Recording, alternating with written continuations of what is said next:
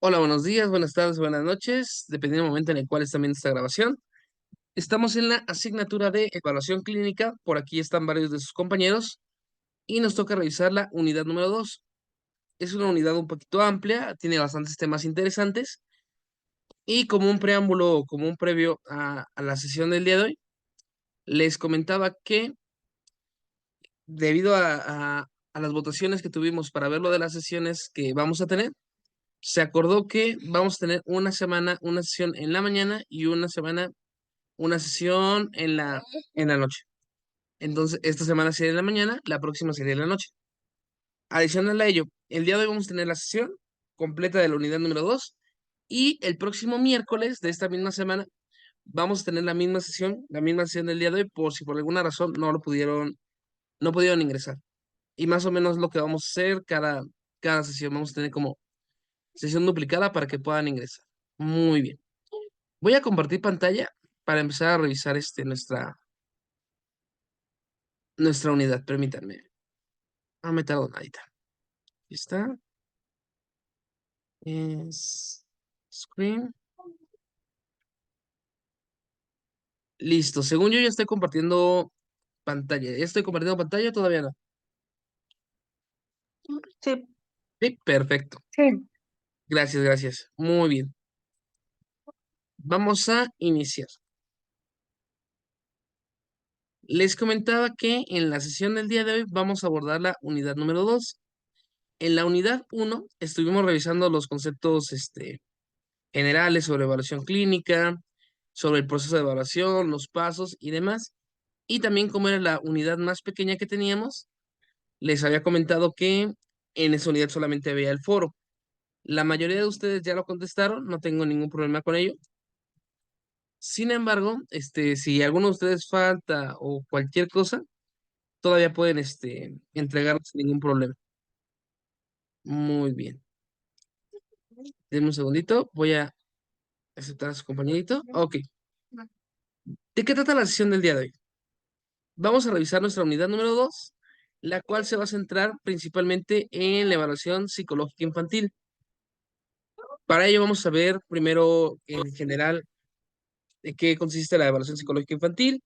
Vamos a ver parte muy importante, las áreas de evaluación dentro de una entrevista, la parte neurológica, del desarrollo neurológico, la parte intelectual y la parte emocional. Vamos a terminar esta sesión con las técnicas grafoproyectivas, ya las habíamos abordado un poquito la unidad pasada, y vamos a hacer un abordaje de una que se llama el test de pata negra. Esos serían como nuestros elementos. Para esta unidad, que es la unidad número 2, bienvenidos a todos los que están llegando. Para esta unidad, que es la unidad número 2, tenemos dos entregas que hay que llevar a cabo. Las dos vencen el 7 de abril. Estamos a 1 de abril, por lo que tienen prácticamente una semana para llevarlo a cabo. Entonces, cualquier duda, cualquier pregunta que tengan, me la pueden hacer ahorita o me la pueden compartir por correo electrónico o por mensajero. Les comento que en este periodo de vacación que tuvimos, algunos de sus compañeros me mandaron las actividades por correo electrónico y me decían, oiga, profesor, ¿le podría echar un ojito para ver cómo voy? Si llegan a hacer eso, yo no tengo ningún problema. Le echo un ojito, les doy como comentarios, les doy como algún tipo de recomendación para que la puedan subir. En caso contrario de que no la puedan, de que la suban directo y tengan algún comentario o alguna retroalimentación que tengan que hacer, no hay ningún problema. La revisan y vuelven a subir la actividad. No hay ningún conflicto con ello. Muy bien. Denme un segundito. Por aquí está mi, mi hija que está haciendo un berrinchito. Perdón, si hace mucho ruido, pero por acá andamos. La otra actividad, aparte de la experiencia de aprendizaje, que consiste en la formulación de un formato de entrevista para padres, para profesores y para el infante. Aparte de ello, vamos a hacer un foro de evaluación. Este foro tiene una característica especial que es a través de los sombreros para pensar, lo cual vamos a desarrollar un poquito más adelante. Pero bueno, vamos por orden. Nada más era como los elementos para que lo pudieran revisar. Ahora sí, vamos a iniciar con el tema como tal.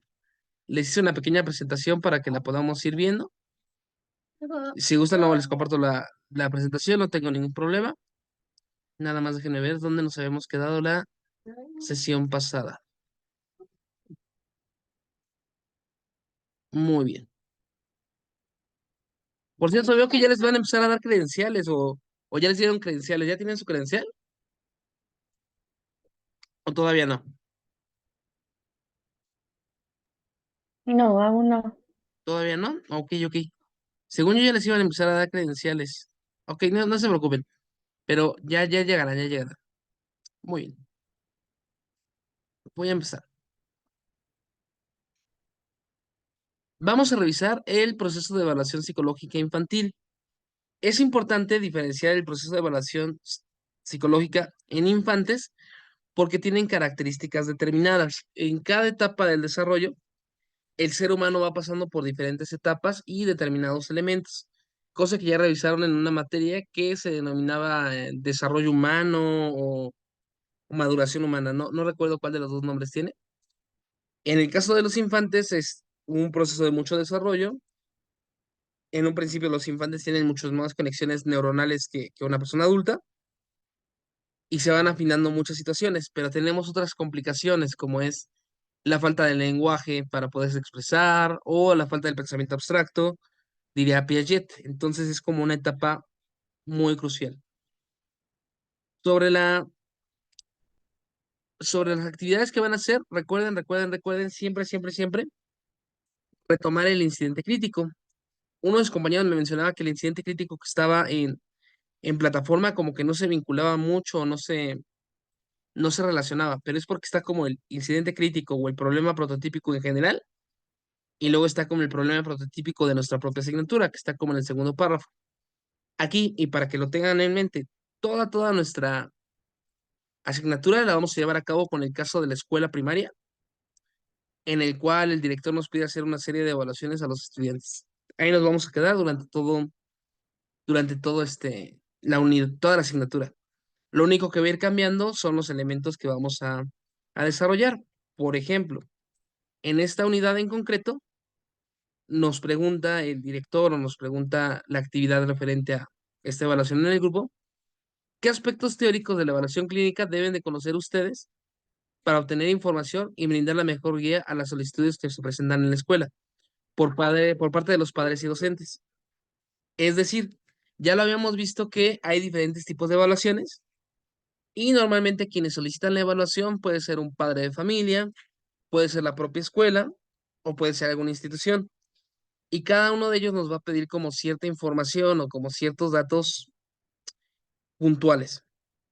Para poder hacer frente a ello, vamos a abordarlo desde esta unidad con la elaboración de un formato de entrevista. En realidad son tres formatos de entrevista, muy breves, tres preguntas sobre las tres áreas, pero para que estén como contextualizados. Ahora sí, vamos ya de lleno. Cuando hablamos de la evaluación en psicología infantil, hay que entender algunas características importantes. La primera de ellas es que es una rama en auge, es decir, cada vez se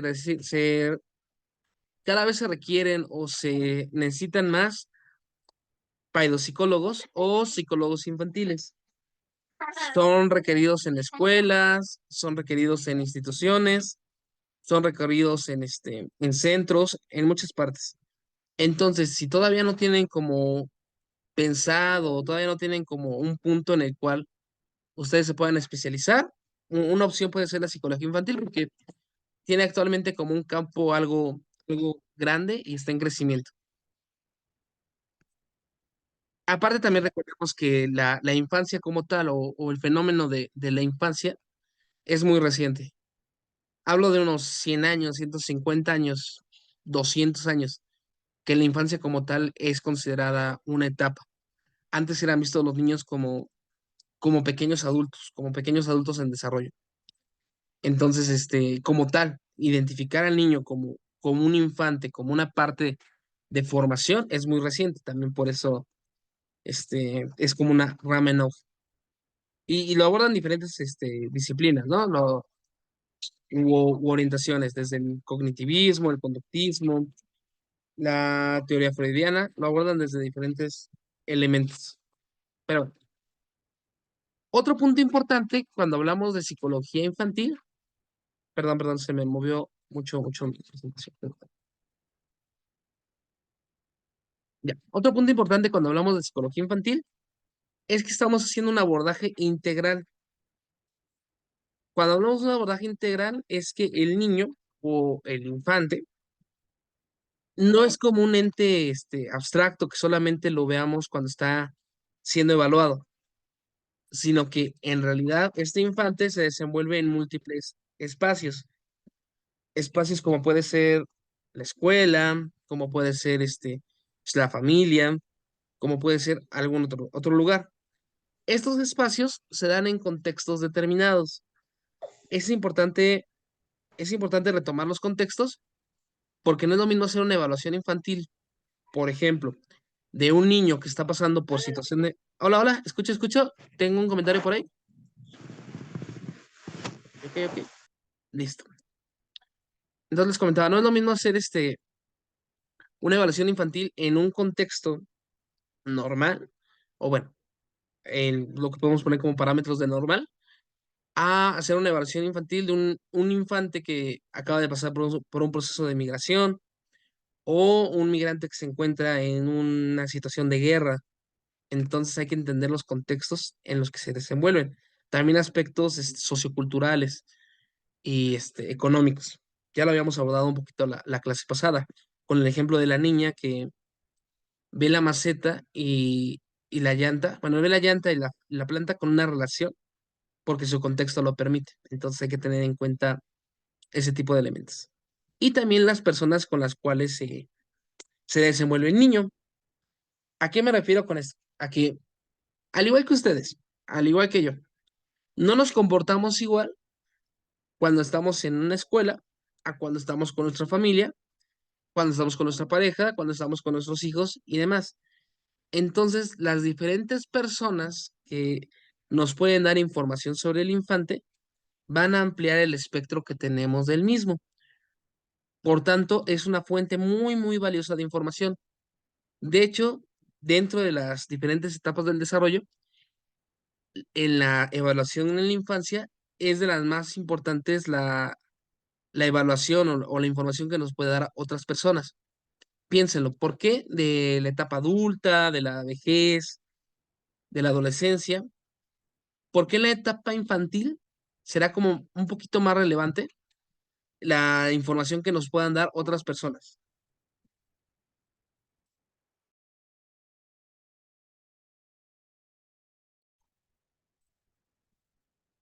¿Cuál podría ser la razón?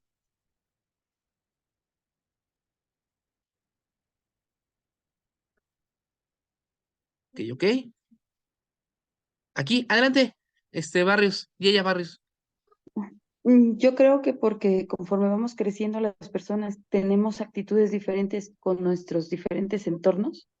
Entonces, cada grupo o cada entorno tiene una perspectiva de nosotros mismos. Muy bien, muchas gracias, ya. Sí, va por ahí, va por ahí.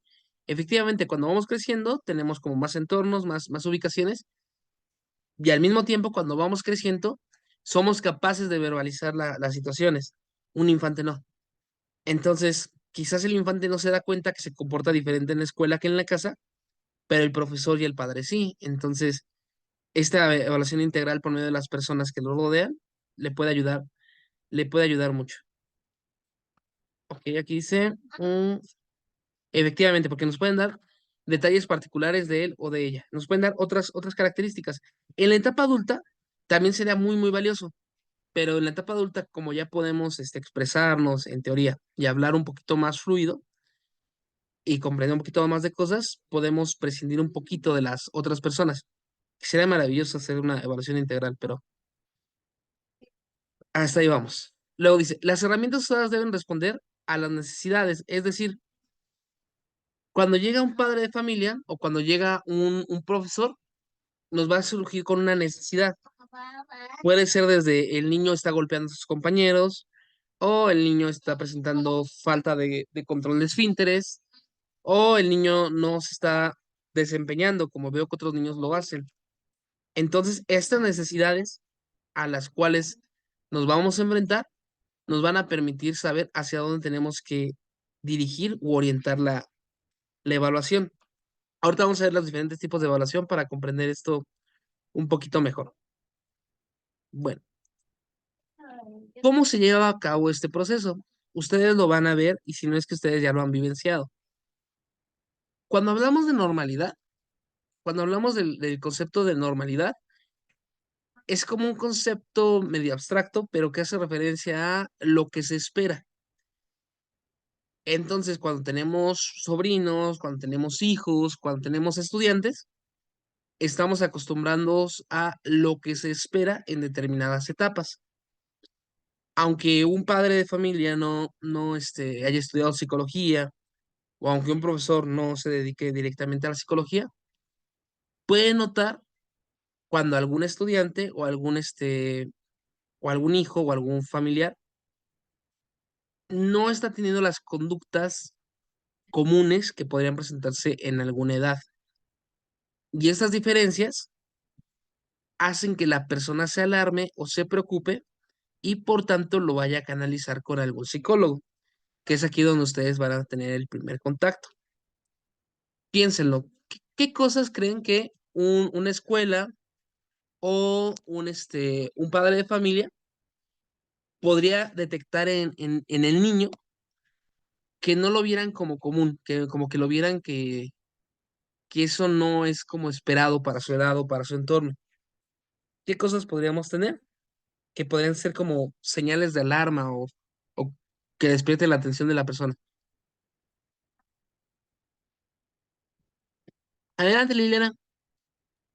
Que no se comunique.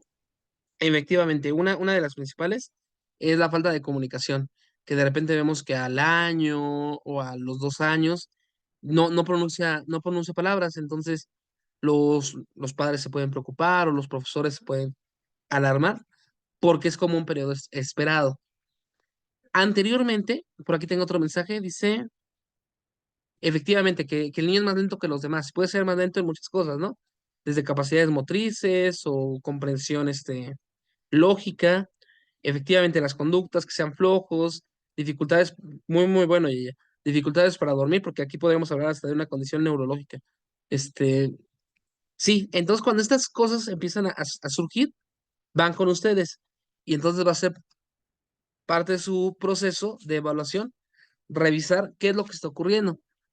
Primero hay que empezar a descartar ciertos elementos que como que puede ser que no estén encuadrando, ¿no? Digamos, si un padre llega con ustedes y les dice, es que mi hijo no sabe leer y no sabe contar y no sabe hacer operaciones básicas y tiene 2 años, pues ahí pueden decirle, bueno, es que no es problema del infante, en realidad, debido a su proceso de desarrollo, está en un momento adecuado.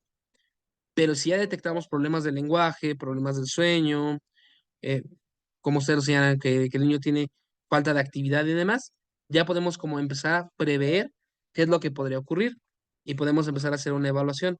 Pero lo que nos diferencia bueno, lo que diferencia al psicólogo de alguien que te da un consejo en la calle o algo, o alguien que te da su opinión, es que ustedes están informados. Entonces, una cosa es que ustedes digan, yo creo que podría ser esto, y otra cosa es que ese sea su diagnóstico. Es el primer paso, es como una pequeña intuición, pero es necesario recabar toda la información posible para poderlo llevar a cabo con profundidad.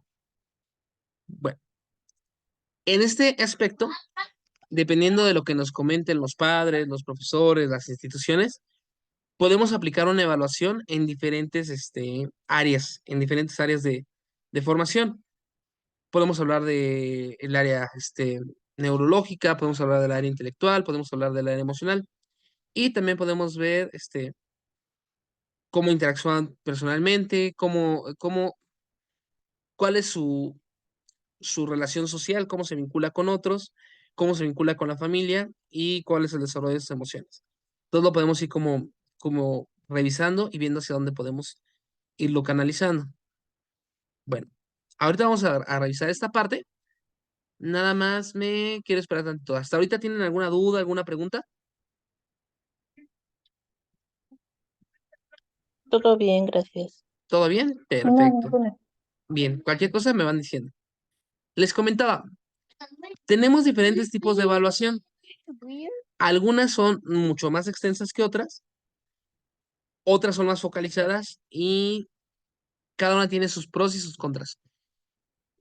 Algunas son como muy deseables que se hagan como una evaluación diagnóstica y hay algunas que son más precisas y más directas como una evaluación focalizada.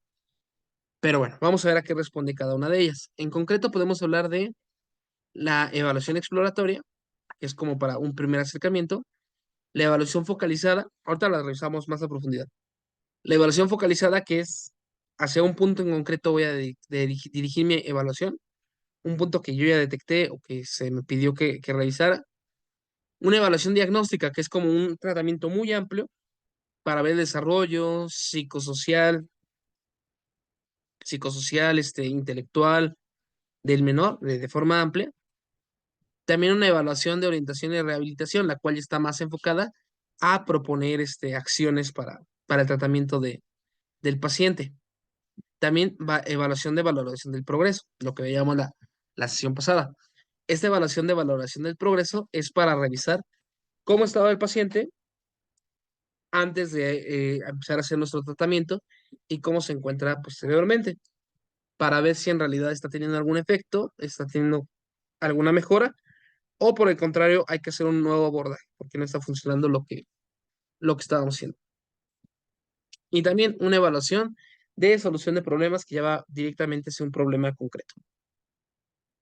Ustedes pueden ser que elijan qué tipo de evaluación van a hacer, pero en la mayoría de casos van a ser los interesados los que les van a decir qué tipo de evaluación van a hacer. Y esto responde a muchas características.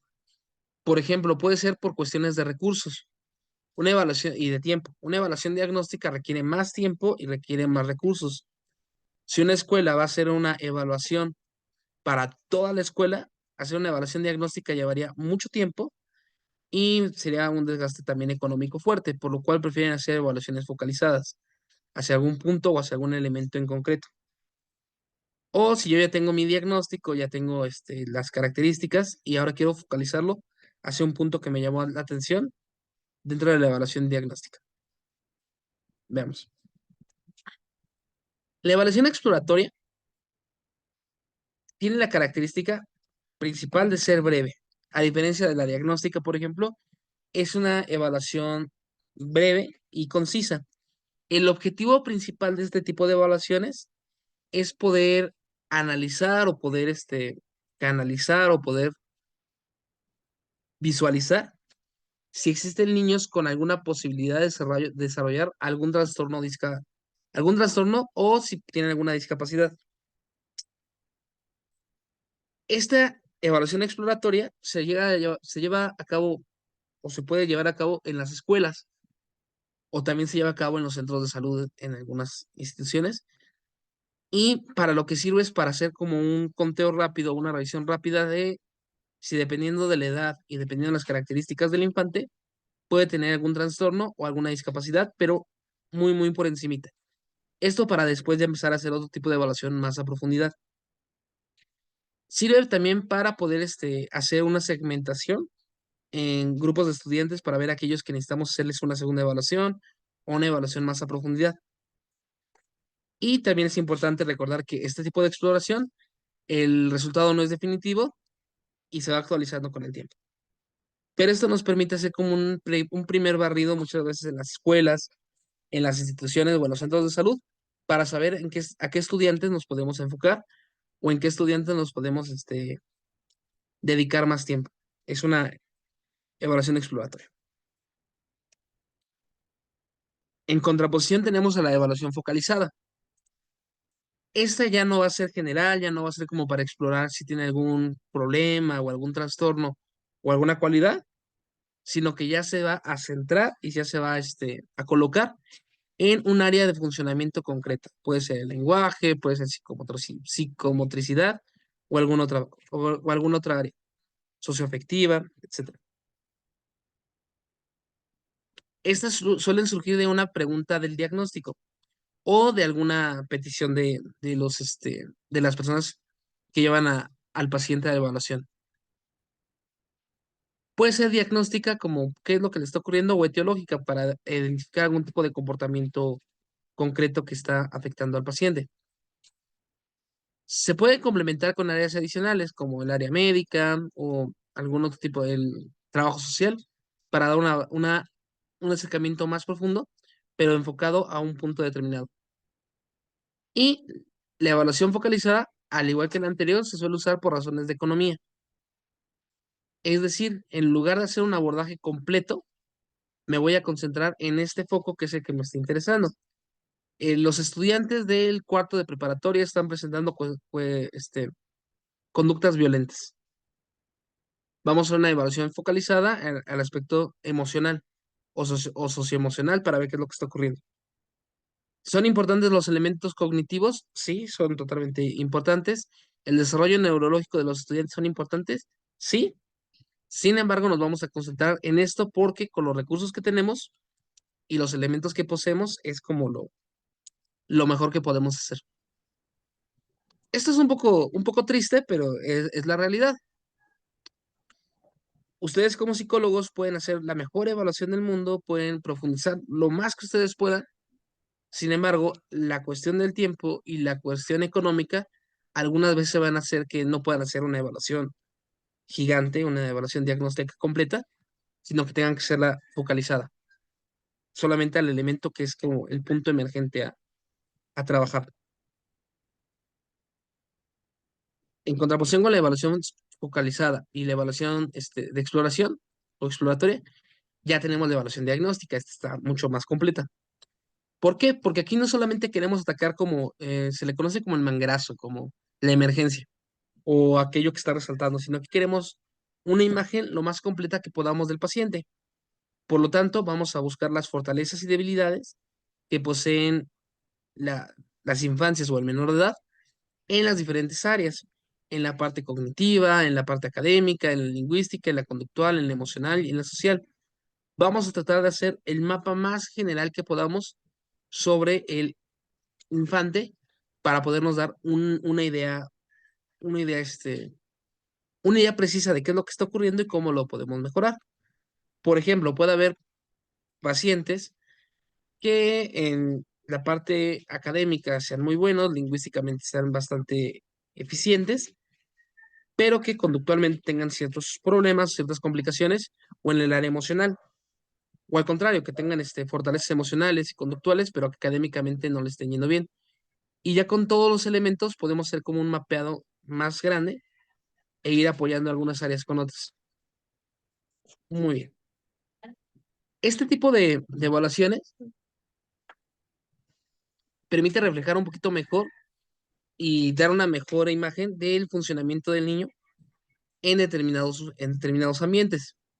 Y también nos permite determinar con mayor precisión la existencia o la presencia de algún trastorno mental, o alguna discapacidad o ambos. Y también nos permite para poderlos colocar en determinados programas o en determinados sistemas de apoyo más precisos. Una evaluación diagnóstica, por ejemplo, de un niño puede hacer que después ya lo canalicemos hacia alguna terapia del lenguaje, alguna terapia conductual o algún otro elemento. Pero esta es como la más recomendada. Sin embargo, por cuestiones de tiempo, les digo, dependiendo de dónde estén trabajando, vamos a tener que utilizar alguna de las otras evaluaciones. Muy bien. Junto con estas que eran las tres primeritas, también tenemos la evaluación de orientación y rehabilitación. Aquí vamos a enfocarnos en qué es lo que puede hacer el niño, qué es lo que puede hacer el infante al momento que le estamos haciendo la evaluación, cómo es que se adapta a su entorno y cómo es que lleva las tareas hacia el éxito. Y esto nos va a permitir para poder ver cómo lo podemos rehabilitar o cómo lo podemos orientar de una forma más adecuada. Por ejemplo, un paciente que tenga problemas de lenguaje, que tenga bueno, un paciente que sea autista, que le cueste trabajo comunicarse de forma verbal, pero que no tenga ninguna disfunción en el aparato fonológico, que no tenga ningún tipo de alteración. podemos hacer una orientación y una rehabilitación para que trate de empezar a utilizar el lenguaje, para que trate de llevarlo a cabo, y en caso de que no pueda o que no le sea el método más adecuado para comunicarse, que utilice algún otro tipo de comunicación, como los pictogramas, las tabletas o algún otro elemento para poder apoyarlo.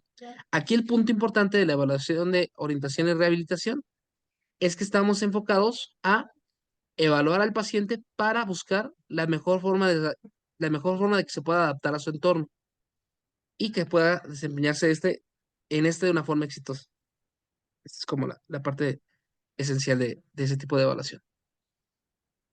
También tenemos la evaluación perdón, la evaluación de valoración del progreso, lo que les había comentado, que se va a enfocar en el progreso que tiene el niño partiendo de lo que yo he observado, lo que yo he visto o lo que yo he percibido y lo que he registrado en sesiones anteriores. Esto es vital para poder hacer un seguimiento del progreso y de la eficacia de los procedimientos de intervención. Les comentaba en la sesión pasada que anteriormente se consideraba que la evaluación terminaba cuando ya se daba un diagnóstico y ya, se terminaba la evaluación. Sin embargo, en la actualidad se considera que eso no es cierto porque el paciente va a tener avances, va a tener cambios, por lo tanto hay que llevar a cabo una evaluación de progreso para ver cómo va perdón, el infante, mínimo una o las que sean necesarias para poderlo valorar de una forma adecuada. Ok. Denme un segundito. Bien, hasta aquí. ¿Alguna duda o pregunta con esto de los tipos de evaluaciones? Todo bien por el momento, gracias. No, ¿Todo bien? maestro. Perfecto. Denme un segundito, quiero intentar algo. Todo bien, okidoki. Quiero intentar algo, si no se puede, lo hacemos de otra forma. Entonces, aquí dice, pulse, create. Ok, sí se puede. Denme un segundito, voy a dejar de compartir la pantalla. La vuelvo a compartir en un momento. Muy bien, les voy a compartir una pregunta. Ah, miren, me está dando el sol en la cara, no había visto. Perdón, los estaba viendo nada más a ustedes. Perdón, eso los pudo haber distraído un poquito. Ok, les comentaba. Les voy a compartir 3 preguntas y vamos a ver cómo la contestamos, ¿ok? Ahí va.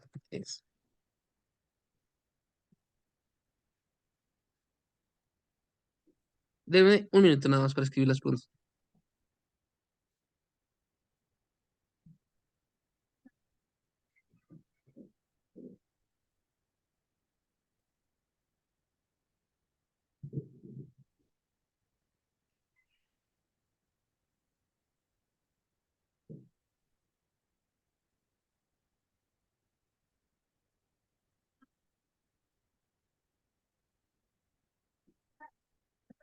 Perdón, es que esto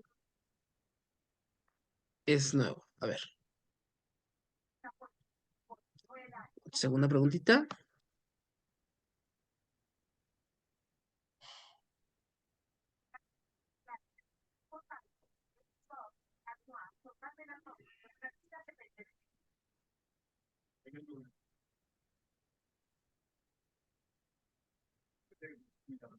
Ya voy, ¿eh?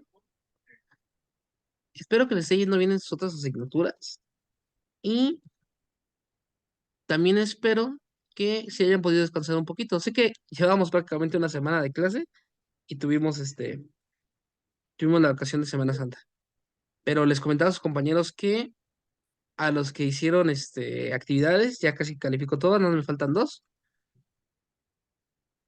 Pero bueno, a ver, con 2 preguntitas nada más. Denme un segundito.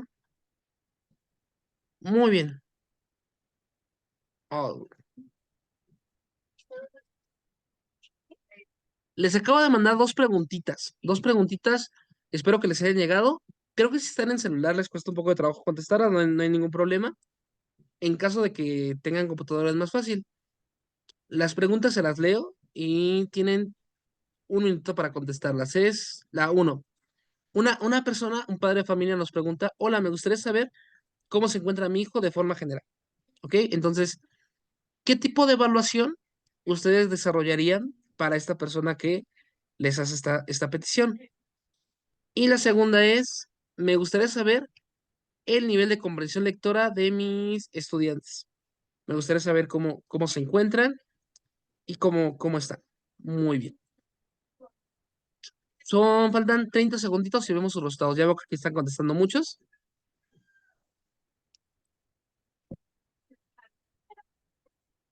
Y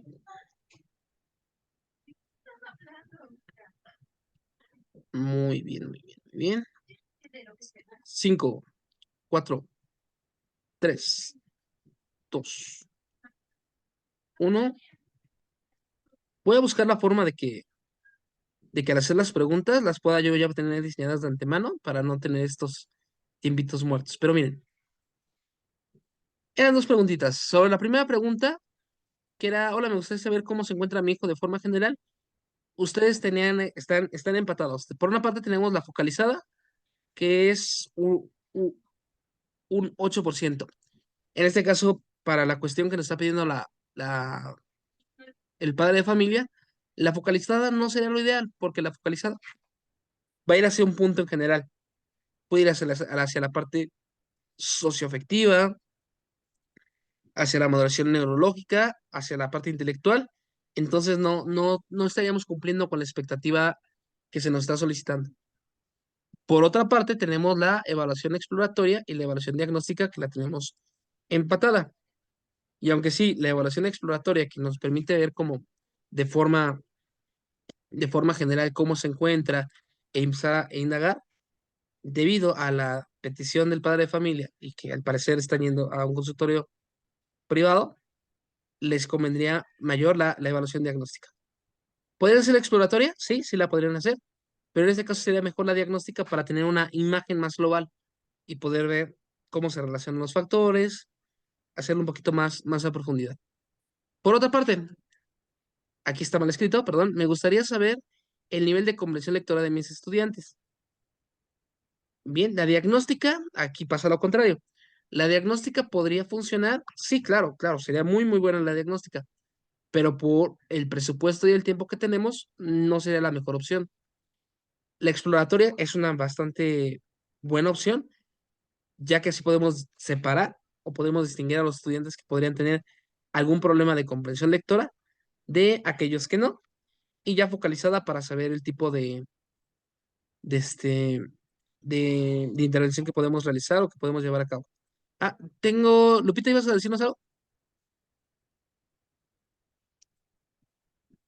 No, bueno, entonces en la tercera pregunta, No, profesor, perdón, se prendió. Me la apreté sin querer. no te preocupes, a todos nos pasa. Sí, sí, sí, también me ha pasado. Entonces, en este caso, la focalizada sería muy buena para saber en concreto qué es lo que está ocurriendo, pero antes tendríamos que hacer una exploratoria. Bien, muy bien. Luego hacemos otras preguntitas. Y ya ven, como no aparecen sus nombres y todo eso, entonces pueden estar tranquilos, porque yo no voy a ver quién puso la respuesta, ni ustedes, nada más como para ver en general cómo va el grupo. Ok, al momento de hacer la evaluación, ya vimos los tipos de evaluaciones, hay que analizar la demanda. La demanda se refiere a las personas que llevan a los pacientes o las instituciones que llevan a los pacientes con nosotros, qué es lo que ellos están esperando o qué es lo que ellos están pidiendo. Entonces hay que llevar a cabo un análisis de la demanda para saber cómo vamos a organizarnos o cómo vamos a llevarlo a cabo. Veamos. En este análisis de la demanda tenemos que revisar cuáles son los motivos para realizar la valoración infantil. Directamente le podemos preguntar a los padres o a la persona interesada cuál es su expectativa. Bueno, ¿qué es lo que lo trae aquí? ¿Y cuál es la expectativa o qué es lo que usted está esperando de la evaluación?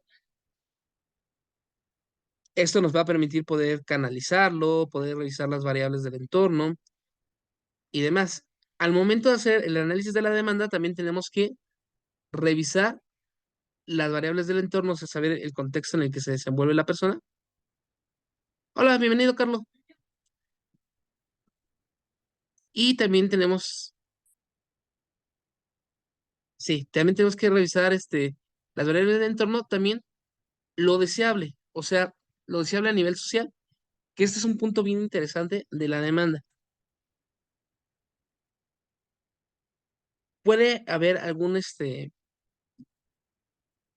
puede haber algún padre o alguna institución o algún profesor que lleven a un paciente, aquí les pongo caso autismo para señalarlo más precisamente con un caso puntual, por el steaming. No sé si han escuchado hablar de el steaming o saben qué es esto del steaming. ¿Alguna vez lo habían escuchado? No. No, no, no. Ok, ok. Por aquí tengo un mensaje. No, Ok, ok, ok. Dentro, denme un segundito. Dentro del espectro autista, dentro de todo estas características que tienen las personas autistas, está algo que se llama el steaming.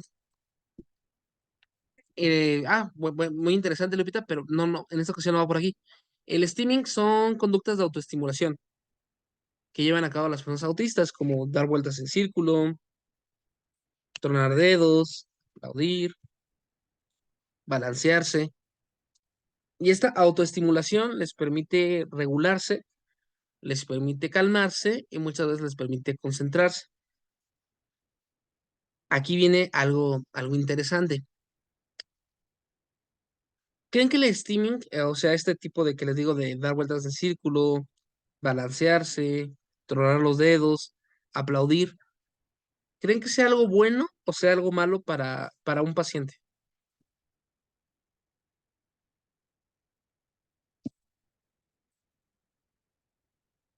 Ok, ok, muchas gracias, Lupita. Lupita nos dice que es algo normal. Muy bien, muy bien, muy bien. Ok, sí. El autismo como tal es una neurodivergencia, no es como tal una enfermedad, pero Lupita tiene razón en que es normal. Efectivamente, les permite regularse, es algo que ellos lo ven natural, lo ven como algo necesario para que se puedan autorregular. Les comento esto porque hay ciertas personas o hay ciertas personas o ciertos padres que los pueden llegar con ustedes y decirles, mi objetivo de venir aquí a la evaluación es que mi hijo deje de dar vueltas en círculo y deje de balancearse, porque eso no es normal. Yo lo que quiero es que usted eh, me quite ese tipo de conductas, ¿ok? Y aquí podríamos como ver que no solamente hay que trabajar con el paciente, sino también con el padre y hay que explicarle esto de la autorregulación y demás. Aunque también hay otras propuestas más conductuales, como la propuesta Denver, que lo que dice es que hay que enseñarle al paciente a que no tiene que hacer este tipo de autorregulación. En mi opinión personal, es también las autorregulaciones y lo que se trata es que el paciente sea funcional para él, que sea feliz, no que se adapte al estándar esperado. Pero Denver por ahí, Denver por ahí, sí, sí limita este tipo de acciones. También los efectos reactivos, que es lo que estamos esperando o buscando que haga el paciente. También hay que considerar las variables del examinador. Al momento de hacer el análisis de la demanda, también hay que analizarnos a nosotros mismos para no caer en un sesgo cognitivo. ¿A qué me refiero con un sesgo cognitivo? Que como yo me especialicé en autismo, ah, hola, hola, ¿me escuchan? ¿Me escuchan? Me apareció un letrero de que se fue el internet. Probando, probando audio, ¿me escuchan? ¿Me escuchan? Uno, uno, ¿me sí escuchan? ¿Me se escuchan? escucha. Sí, Ah, ok. Perdón, es que me apareció el letrerito sí. de se fue la señal. Ah, ok, qué bueno. Entonces les decía, perfecto. También tenemos que revisar nuestras propias conductas o nuestras propias variables para no caer en un sesgo de confirmación de como yo me especializo en esto, todo tiene que ser así.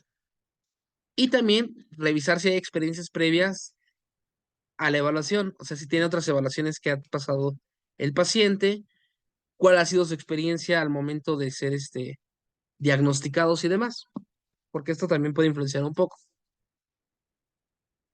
También con esto que les explicaba de las variables del examinador, les pongo un ejemplo, que son las teorías factoralistas y las teorías cognitivistas de la mente, o de la mente, o del pensamiento. Muy bien. Pregunta, ¿habían escuchado hablar de las teorías factoralistas y cognitivistas de la mente o del pensamiento? Aquí tengo No, un mensajito. Decimos no. Ok. En alguna medida, quizás no directamente, pero ya lo trabajaron un poquito cuando vieron a Jean Piaget o cuando vieron a otros autores, lo llegaron a trabajar un poquito. Vamos a ver en qué consisten para que me vayan entendiendo y vean cómo se relacionan con las distintas pruebas y las distintas baterías.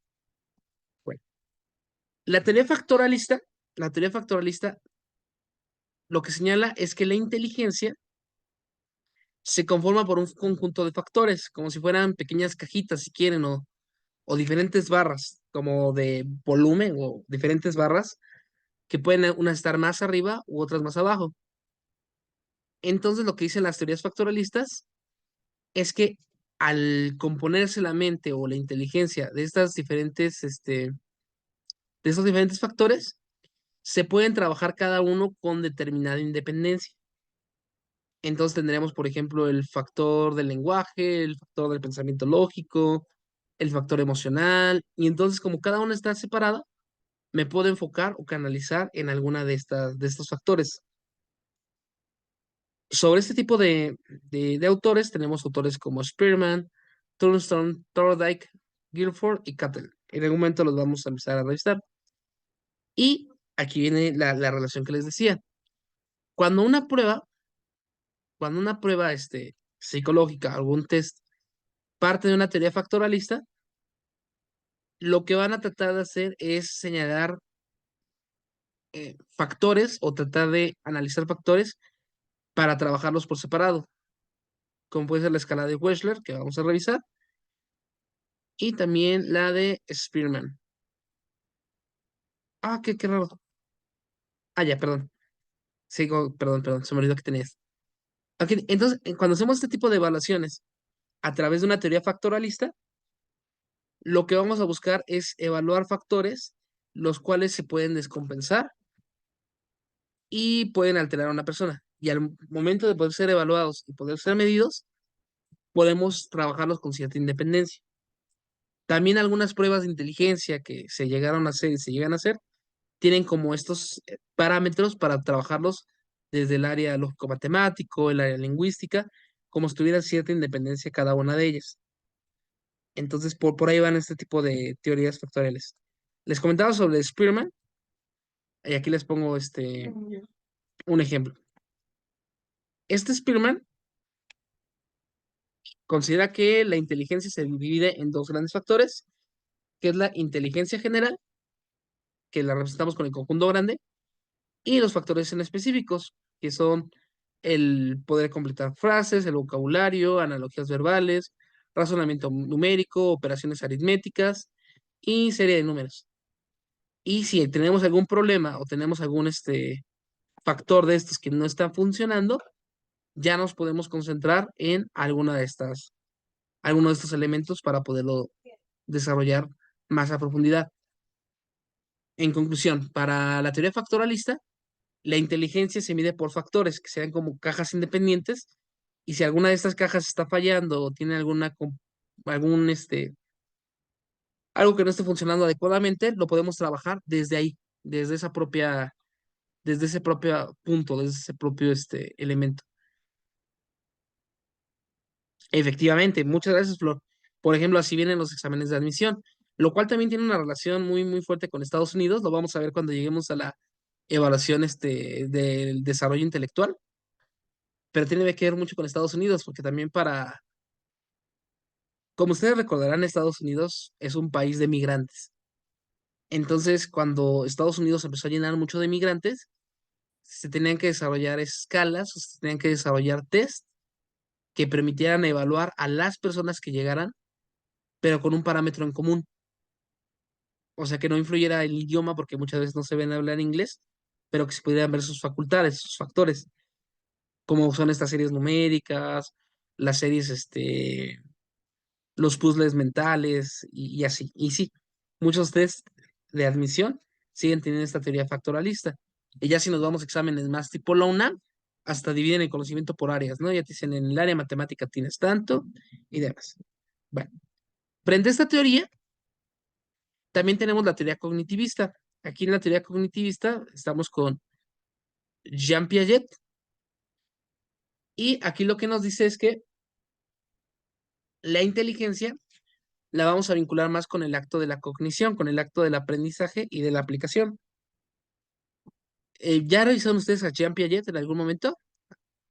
¿A Piaget?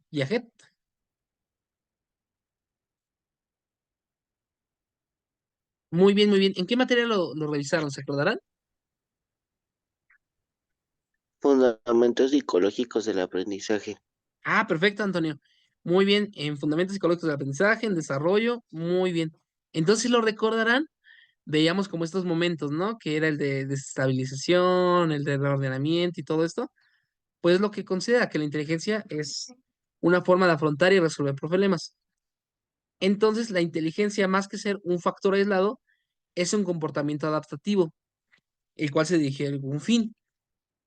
Y desde esa perspectiva, entonces la inteligencia es fluida, se vinculan muchos procesos al mismo tiempo y operaciones, y estos procesos los podemos clasificar o los podemos enmarcar ya no en factores como área matemática, sino en factores un poquito más grandes como procesos, ya sean los básicos como la sensación, la percepción, la atención y la concentración o la memoria, y ya procesos cognitivos superiores como puede ser el pensamiento, el lenguaje o la inteligencia. Sobre esto, no sé si alguna vez han visto el experimento de los niños con los vasos, que es de Piaget. ¿Alguna vez lo han visto?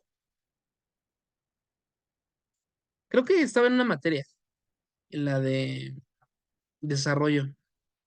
Bueno, si no, les cuento rápido. A un niño pequeño de unos 3 años, 4 años, le dan dos vasos transparentes, no como este, y le ponen una cantidad de líquido, pero un vaso es mucho más delgado que el otro. Entonces, cuando el líquido del vaso lo pasa al líquido del vaso más delgado, el niño dice que el nuevo vaso tiene más líquido, tiene más cantidad. Y es porque hay un problema de percepción, porque todavía no logra como identificar bien este tipo de elementos. O ya en pensamiento abstracto, si le preguntamos a un niño pequeño de unos 3 4 años, ¿qué es la justicia? El niño pequeño nos puede decir, la justicia es cuando mi mamá me da una galleta y a mi hermano también. O la libertad es cuando puedo hacer lo que yo quiero. O sea, los elementos que nos da son muy concretos, son ejemplos muy, muy puntuales. En cambio, ya si le preguntamos a un chico de 16 18 años, ¿qué es la justicia? Ya nos da una idea más concreta, digo más abstracta, no sé. La justicia es cuando cada quien tiene lo que le corresponde. Cambia. Ya no nos basamos en un objeto concreto. Efectivamente, eso. Muy bien, Carlos. A eso se refiere la parte de la teoría cognitivista, que la inteligencia es un ente complejo que se va apoyando, va evolucionando y nos permite para resolver problemas y podemos evaluar a la persona en determinada etapa dependiendo de cuántos problemas o cuántas cosas pueda llevar a cabo. Ya hay muchos experimentos muy, muy interesantes. También por eso cuando los niños están chiquitos los ponen a hacer operaciones saltando la ranita o con manzanas, porque ellos ven el mundo de forma concreta, con objetos. Mientras que ya una persona adulta ya lo ve con de forma abstracta el número, en teoría. Bueno, ¿por qué les pongo esto? Porque dependiendo si ustedes tienen una percepción de la inteligencia factorial o una inteligencia cognitivista, van a optar por uno u otra prueba, ya sea que hagan un abordaje factorialista para apoyar el punto o cognitivo para ver más en concreto, más abarcante la resolución de un problema. Creo que nos ayuda a no tener errores por edad, es decir, mismo ejemplo, no puedo evaluar. Efectivamente, efectivamente, para esto nos sirve. Bien, Carlos. Ah, ok. Entonces, era para que como contempláramos estos elementos. Muy bien. Hasta aquí. ¿Tienen alguna duda o alguna pregunta? Ah, dinos, Carlos. A ver si me escuchan, vengo en la calle. Sí, en la actividad, bueno, la experiencia de aprendizaje nos pide una entrevista. Vamos, bueno, lo que se me ha vuelto complejo es la entrevista es una parte que yo puedo realizar las preguntas. Es decir, no es tan elaborada como un instrumento, como una evaluación, como un test, etcétera. Mi duda es, ¿yo puedo apoyarme de algún instrumento para desarrollar preguntas, ya sean abiertas o cerradas o semiabiertas? Muchas gracias, Carlos. Muchas gracias, Carlos. Sí, sí te puedes apoyar en algún instrumento, también te puedes apoyar en desarrollo neurológico e intelectual sin ningún problema. Nada más recuerda las reglas. Si llegas a utilizar una pregunta tal cual de algún instrumento, nada más pon la fuente. Pero fuera de eso, sin ningún problema. Ok, otra pregunta más. Se supone que es como mi entrevista inicial. Es Ajá, decir, quiero saber bueno, me va a permitir más bien cómo puedo abordar o de qué instrumento voy a utilizar efectivamente. a niños, a los padres. Es decir, no puedo tal cual como, no sé, no hablar de la mini mental, que ahorita me quedó mucho, que eso me ayuda a varios factores. No puedo decir el niño tiene un error de lectura, me voy a enfocar a eso, sino más bien voy a ver que es su error de lectura, ¿no? Efectivamente, muy, muy bien, Carlos. Sí, ahorita la primera evaluación es como el acercamiento primero antes de las pruebas y por eso lo hacemos desde diferentes personas. Porque, por ejemplo, le podemos preguntar, bueno, vamos con preguntas base, ¿no? Como puede ser en el desarrollo, perdón, en la maduración neurológica, desde cuánto tiempo tardó en gatear el niño, cuánto tiempo tardó en ponerse de pie, para poder como ver si hay algún tipo de retraso en el desarrollo neurológico con este tipo de preguntas, ya para poder hacer una evaluación neurológica. Junto con ello, ya le podemos hacer otras preguntas como, ¿ha notado que se le dificulta escribir o ha notado que se le dificulta leer en la escuela? O se me enoja cuando trata de leer, pero sí, es como rastrear por todas partes y ya después de eso, ya tú decir, ah, creo que va por aquí y ya plantear la evaluación que vamos a hacer concretamente. Otra pregunta más. Estoy así porque tengo nada más tres preguntas de lo que es ay, la maduración, Ajá, pero inteligencia y la estoy desarrollando sobre todo porque son bueno, van muy enfocado a lo mismo. Mi pregunta son dos. Sí. Primero, de todos los autores que he revisado, es hacia los padres, en la primera entrevista, porque ellos me van a ayudar a entender ahí luego hacia lo que es el niño, de lo que yo he visto en el abordaje que han hecho en diferentes entrevistas. Ahora mi pregunta, ¿usted los ejemplos que dio son enfocados hacia los padres? Eh, Estas yo las puedo transformar como por decir, haciendo un ejemplo de ayúdame hay una, creo que es en cual, no me acuerdo, que le piden realizar eh, unos ejercicios de repetir palabras, vaso, plato y café, ¿no? No recuerdo bien las palabras. sí. ¿Esto lo puedo hacer desde la entrevista? Sí, sí, como un primer elemento, sí. También rompecabezas, algún juego, sí lo puedes hacer.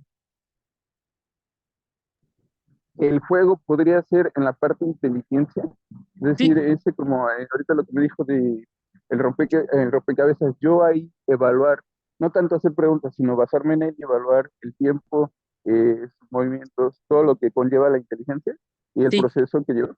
sí, para el niño sí. También recordemos que muchas veces el niño como se le va a dificultar expresar sus ideas con palabras, entonces utilizar el juego u otro tipo de herramientas lo puedes utilizar sin problema. Ah, muchas gracias. Entonces, ya más o menos estoy entendiendo que las preguntas hacia el niño no son tanto como una pregunta, puede ser utilizada por juegos, por algún ejercicio que me ayude a hablar o que me cuente y de ahí yo basarme hacia lo que es la intención Sí, de la entrevista, efectivamente. lo que quiero. Sí, sí, sí, porque por Ah, ejemplo, no le... y de hecho, qué bueno que lo mencionas, Carlos, pero ahorita lo abordamos. Lupita, dime, te escucho. Sí, profe, justo el compañero se puede basar en la escala de Wishler para poder hacer esa evaluación. porque esa escala es muy didáctica, por así decirlo, porque tiene, me parece igual se divide en habilidades y hay unas donde te dice que el paciente tiene que armar el rompecabezas tal como cual y uno le tiene que ir diciendo cómo lo tiene que ir poniendo y todo eso. Entonces ese le puede servir al compañero. Te lo agradezco mucho, Lupita. Sí, te puedes apoyar mucho en la escala de Wishler. Perfecto. Les comentaba, ahorita vuelvo a ceder la palabra por si alguien más quiere hablar.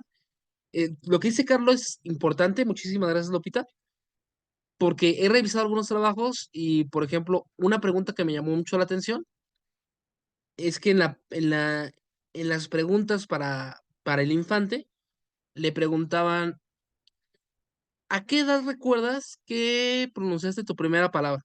¿Ok? Esa pregunta sí no es válida. Porque, vamos, se las hago a ustedes. ¿A qué edad pronunciaron su primera palabra? ¿O a qué edad recuerdan que pronunciaron su primera palabra? No me la van a saber contestar. Lo que van a contestar es lo que les dijeron sus papás. Entonces sí hay que adaptarla como para que el niño la pueda entender y la pueda aplicar. Dinos, Carlos. No, iba a decir que podría decir el estimado, nomás no un dato exacto. Y aparte Efectivamente. de todo, basarme en lo que me dijeron, y sobre todo, no creo que, bueno, yo no lo haría hacia un niño, porque en realidad sería muy, como usted me dijo, ¿no? A lo mejor me apoyaría a lo que es un juego de palabras que me ayuda a leer o algo, para saber cómo es su vocabulario. Sí, sí, sí, sí. Muy bien. De hecho, también cuando los niños están muy chiquitos, pero ya hablamos ya de cuestiones biológicas, ya no de psicológicas, pero por ahí escuché un bebé. Yo también ahorita tengo un bebé de 6 meses. Pero cuando los llevamos al doctor, no le preguntan al niño cómo va tu desarrollo motriz o demás, sino que le hacen ciertas pruebas con el cuerpecito para ver el manejo del cuello y la fortaleza que ya tienen. Entonces, sí, sí, sí, te puedes apoyar sin ningún problema, Carlos. Muchas gracias. Gracias a ti. Les comentaba, ahora vamos a revisar los motivos para ir a un especialista mental. Ahora, esto ya lo habíamos trabajado un poquito, lo vamos a recuperar nada más tantito. Normalmente cuando va un paciente con ustedes, en el caso de la infancia, puede ser porque han detectado algo que como que no cuadra o como que no sigue las normas, algo que consideran anormal. Aquí hay que tener cuidado porque no porque un paciente, no porque un padre o una escuela consideren que algo es anormal, necesariamente va a ser anormal. Entonces, es como el primer punto. Saber que quizás lo llevaron porque notaron una conducta extraña, pero que quizás no sea tal cual una cuestión de canalización, ustedes ya lo irán resolviendo. Vamos, si un padre dice, es que mi hijo me reta y mi hijo ya no me hace caso el 100% de las veces y el niño tiene 14 15 años, pues qué bueno que no te esté haciendo caso el 100% de las veces, porque raro sería que fuera al revés, que te hiciera caso siempre, estaría extraño. Ok, también las reacciones que tienen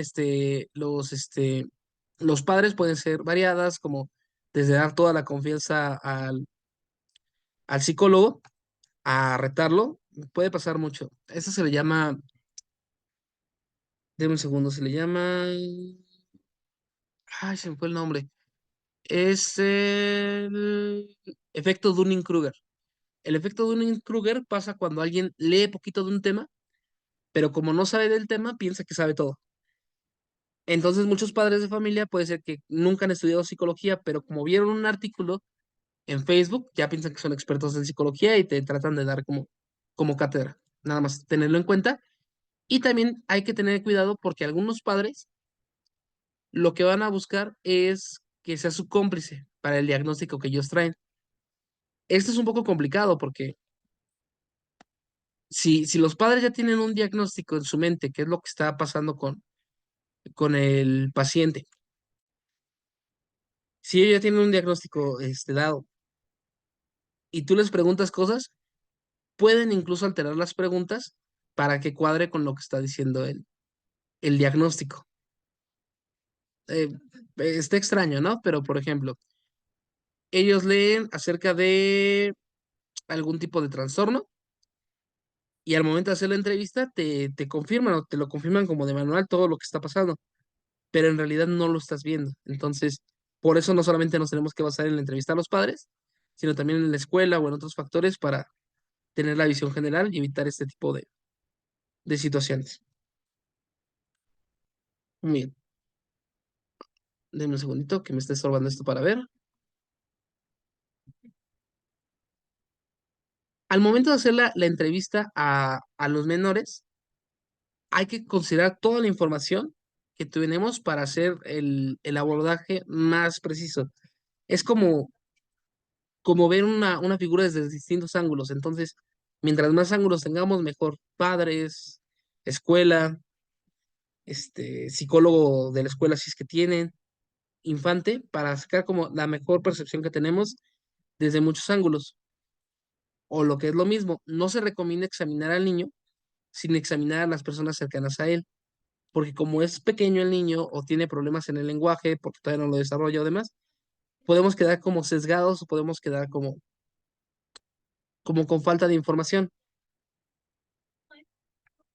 Les pongo un ejemplo puntual que viví, o que yo lo pude ver. Había un paciente que llevó a su hijo a evaluación por problemas de lenguaje. Y al momento de hacer la evaluación, el psicólogo, le hacía preguntas referente a, con muñequitos, ¿no? De quién es tu papá, quién es tu mamá. Y el niño no respondía, se quedaba solamente viendo a la nada. Y el psicólogo dijo, no, es que tiene serios problemas porque prácticamente tiene catatonia, no se mueve, no reacciona y pues hay que hacer una intervención fuerte y quién sabe si mejore. ¿Ok? En ese tipo de evaluación, solamente el paciente, digo, el psicólogo, se centró en el paciente. ¿Qué es lo que ocurrió? En ese caso en concreto, ocurrió que al infante no le caía bien el psicólogo, le daba miedo. Entonces, como le daba miedo, se quedó pasmado, o sea, no se movía. Pero los padres tenían noción de que si hablaba, si se movía, si jugaba, los maestros igual y demás. Lo que hicieron fue llevar al infante con otro psicólogo y el psicólogo, aparte de la entrevista con el niño, la tuvo con los padres y como todavía no iba a la escuela, les pidió a los padres que le tomaran videos de cómo jugaba el niño para poderlo ver en otras circunstancias. Y ya, el otro psicólogo se pudo dar cuenta de que con personas que conocía o personas que sí le eran familiares, actuaba diferente.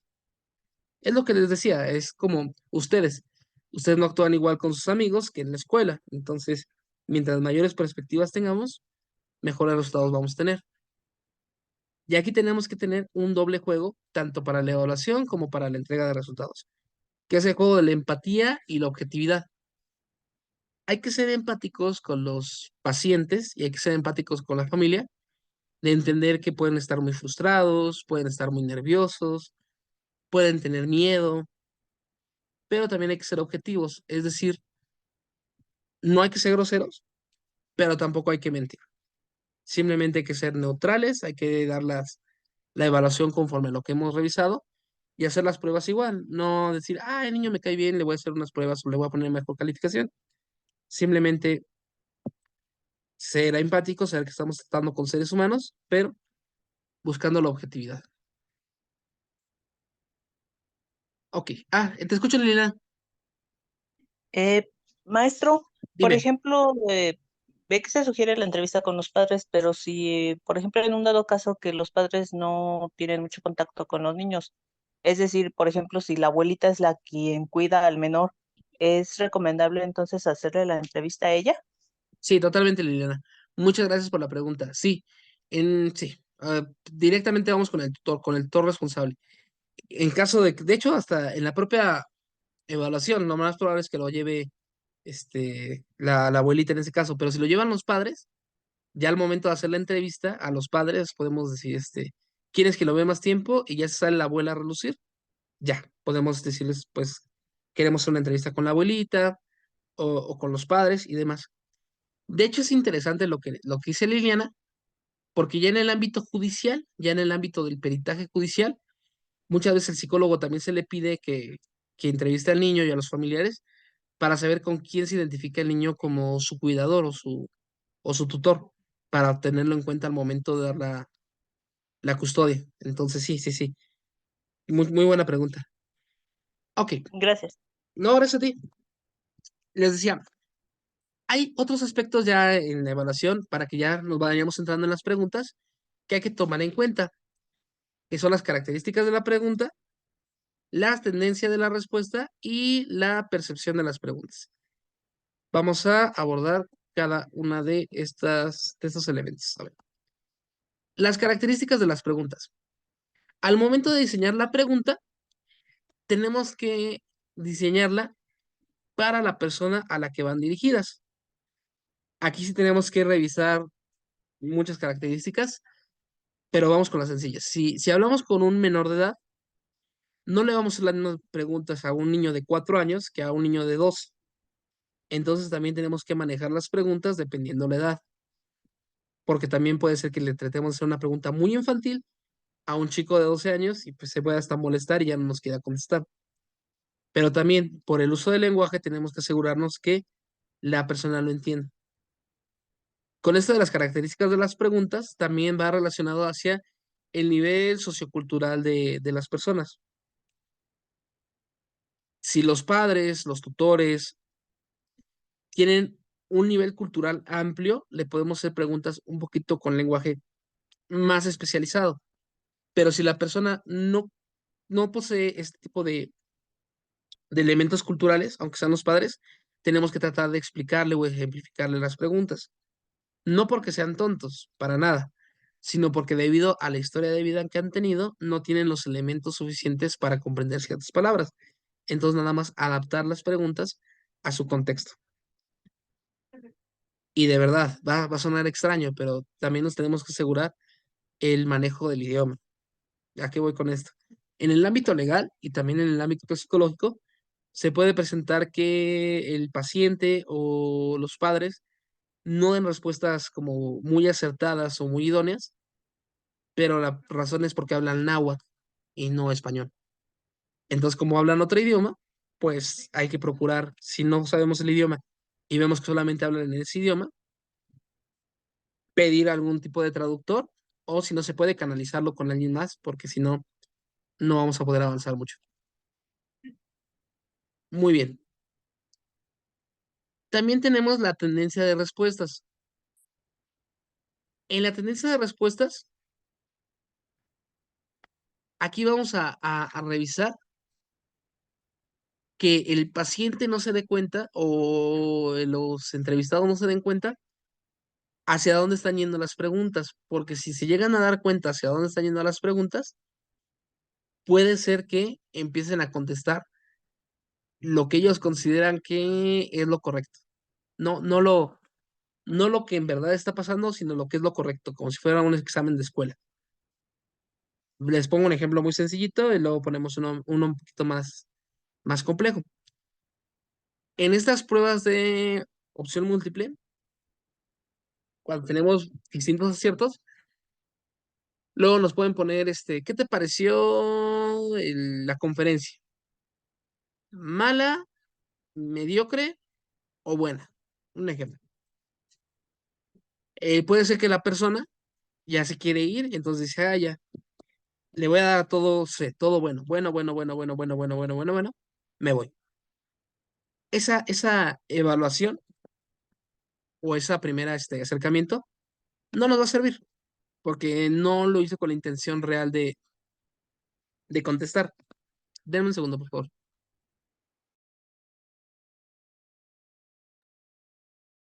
Ya, no lo vas a hacer con la intención de contestar, sino solamente de salir del paso. O también en una entrevista de trabajo le hacen una prueba y también todo lo pone en positivo.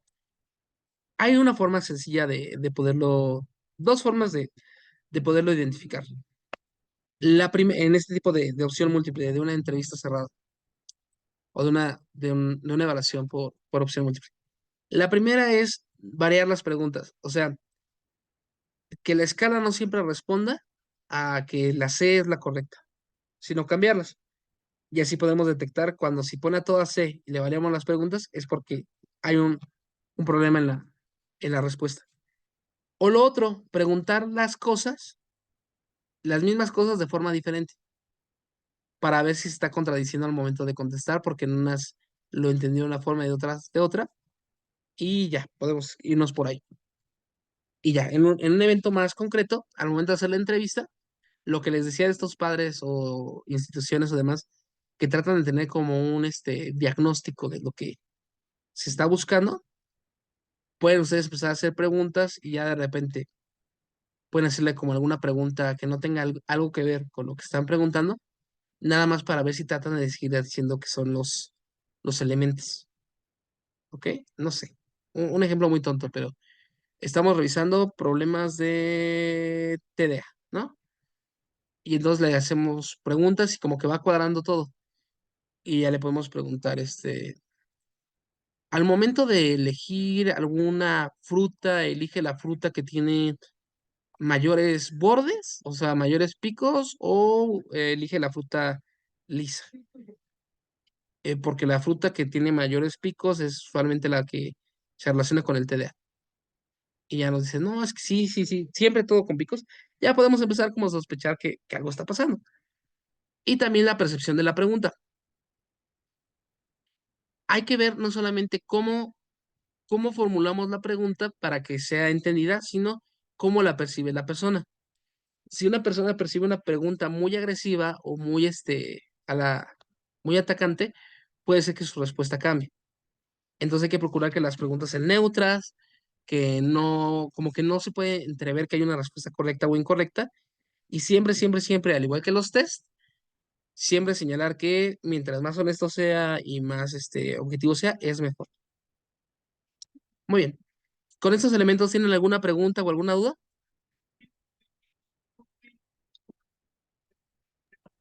No, profesor.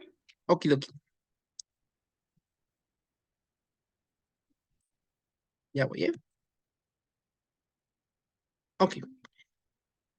En el momento de hacer la entrevista, tanto a los padres como al infante, como a los profesores, les comentaba que hay que hacerla como diferenciado dependiendo a quién va. Entonces, cuando lo hacemos a los padres, es necesario saber cuál es el motivo de la consulta, por qué llevaron al niño ese allá, cuál ha sido la historia del desarrollo del niño. Los padres, si han estado presentes o la figura paterna nos puede dar una historia de su desarrollo. Es decir, a qué edad logró sostener la cabeza por primera vez, en qué momento empezó a gatear, cuándo empezó a caminar, cuándo pronunció su primera palabra. Esos elementos para ver el desarrollo, la moderación neurológica o algunos otros elementos. También la historia médica, social y académica del niño, que cómo le ha ido en otros años en la escuela, se ha enfermado, qué elementos ha tenido problemas en la escuela de bullying, ha tenido lo más que podemos extraer del padre. Y también preguntas más generales sobre la percepción que tiene de la personalidad del niño, el estilo, cómo se lleva con ellos, cómo se lleva con alguien más, los pasatiempos que tiene el niño y demás. Esa es como la información que podemos sacar o que podemos obtener del padre, principalmente, del padre o la madre, o la abuela, el tutor, pues. Por ejemplo, un profesor quizá no nos pueda dar tanta información sobre los pasatiempos, o puede ser que la personalidad del niño en casa sea una y en la escuela sea otra, entonces por eso los vamos registrando. Por otra parte, perdón, seguimos con la entrevista hacia padres. También tenemos que revisar las situaciones familiares que ha vivido, tanto socioculturales, mudanzas, divorcios, alguna muerte cercana, uso de drogas, presencia de alcoholismo, problemas de pareja, algo que nos pueda indicar por qué está ocurriendo lo que está ocurriendo en el paciente. Puede ser que tenga problemas socioemocionales, pero acaba de pasar por la muerte de un familiar. Entonces, podemos hablar que está pasando por un duelo y podemos trabajarlo de forma diferente. También hay que revisar si ha tenido intentos diferentes con intervención y cómo le ha ido con otros psicólogos. El estilo de crianza que tienen los padres, si son autoritarios, si son permisivos. Esto nos puede permitir para ver si los problemas de conducta que tiene o los problemas que tenga de algún otro tipo se deben a este tipo de situaciones. ¿Qué técnicas de disciplina parental se utilizan? Si no se debe de hacer nunca, pero si los golpean, si les gritan, si hablan con ellos, si dialogan. ¿Cuáles recursos tiene la familia? Libros, dinero, forma de resolver los problemas, etcétera. Y también cuáles son las metas y lo que espera el padre en la evaluación. Cuando ustedes ya llevaron una materia llamada problemas psicosociales contemporáneos, ¿o Sí, no? Sí, ¿no? Ok. Se las menciono porque, por ejemplo, ahí cuando hablábamos del estrés y de problemas en la infancia derivados del capitalismo y del trabajo, había un estudio muy padre en esa materia que explicaba cómo a mayores ingresos de los padres, el tipo de crianza recurría menos a la violencia física que al diálogo, lo cual se puede explicar un poco por la cantidad de capital cultural que van adquiriendo u otras características. Entonces también conocer el nivel socioeconómico, el tipo de crianza, el tipo de... Esto nos puede permitir ver o analizar por qué está pasando esto con el paciente. Por otra parte, ahora sí, tenemos al lado de los maestros. Recordemos que los maestros van a tener una visión diferente porque uno, no los van a ver todo el día. Dos, están concentrados en una evaluación pedagógica y aunque se puedan establecer lazos socioafectivos, el vínculo que siempre se va a presentar, su percepción va más dirigida hacia otros ámbitos y puede ser un poquito más neutra debido a que no tenemos este vínculo parental.